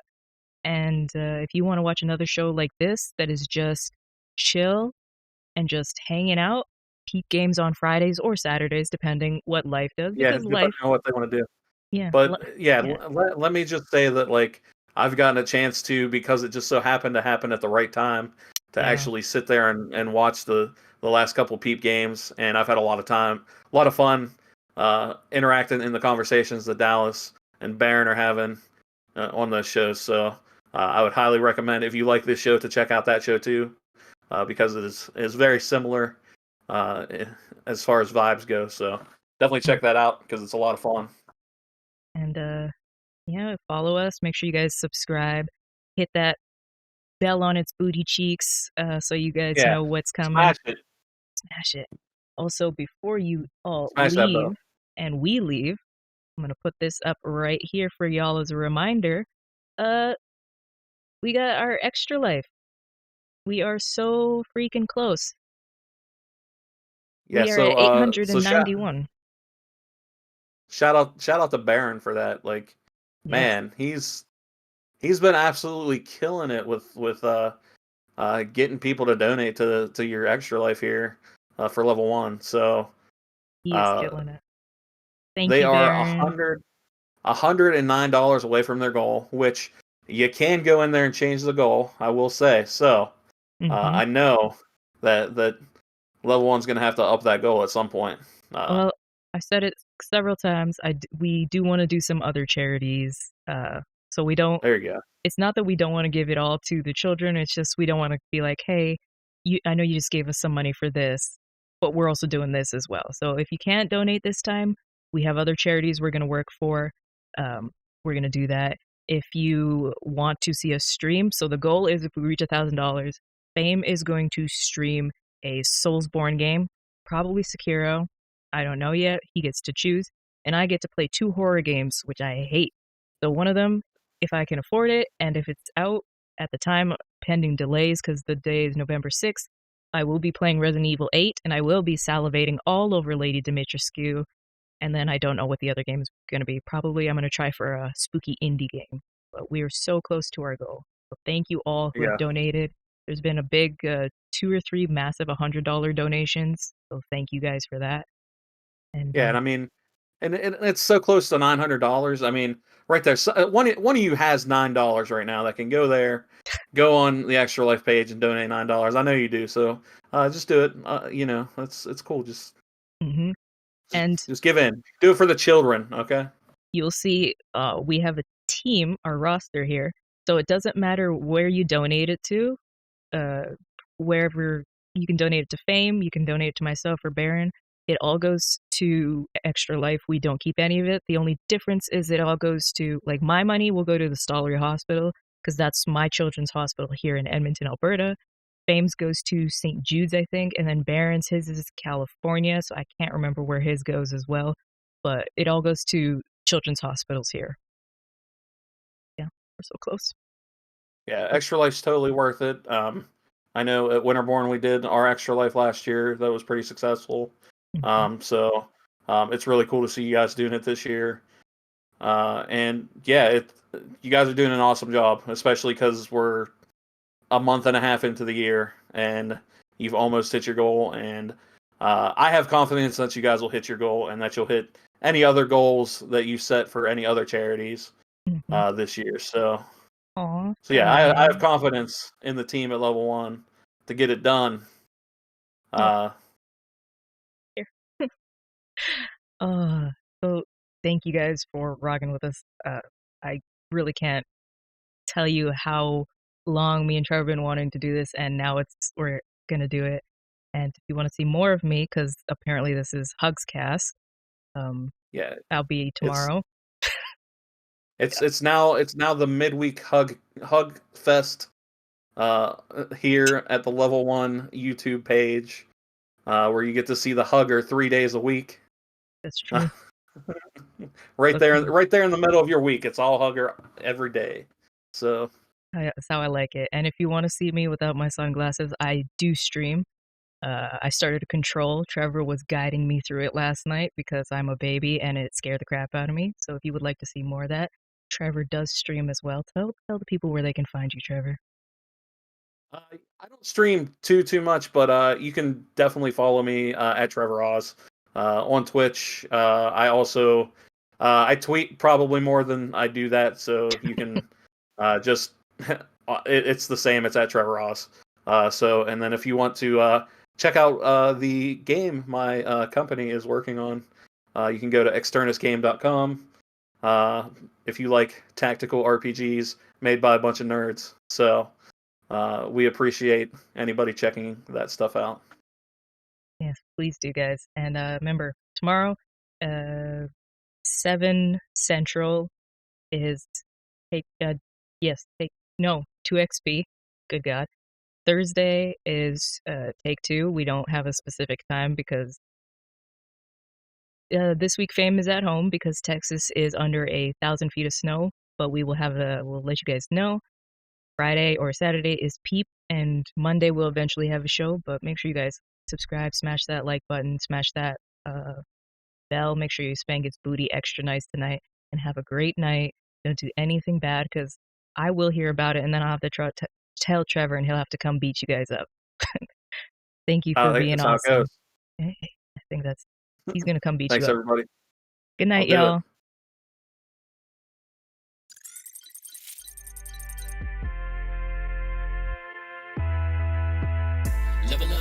Level up, never lose, should've had better luck. Tryna see a check, I'ma run it up.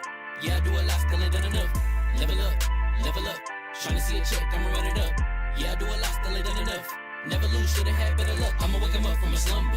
Money ain't nothing but a thing, and the level ain't nothing but a number. Life ain't nothing but a game. Level up, never lose, should've had better luck. Tryna see a check, I'ma run it up.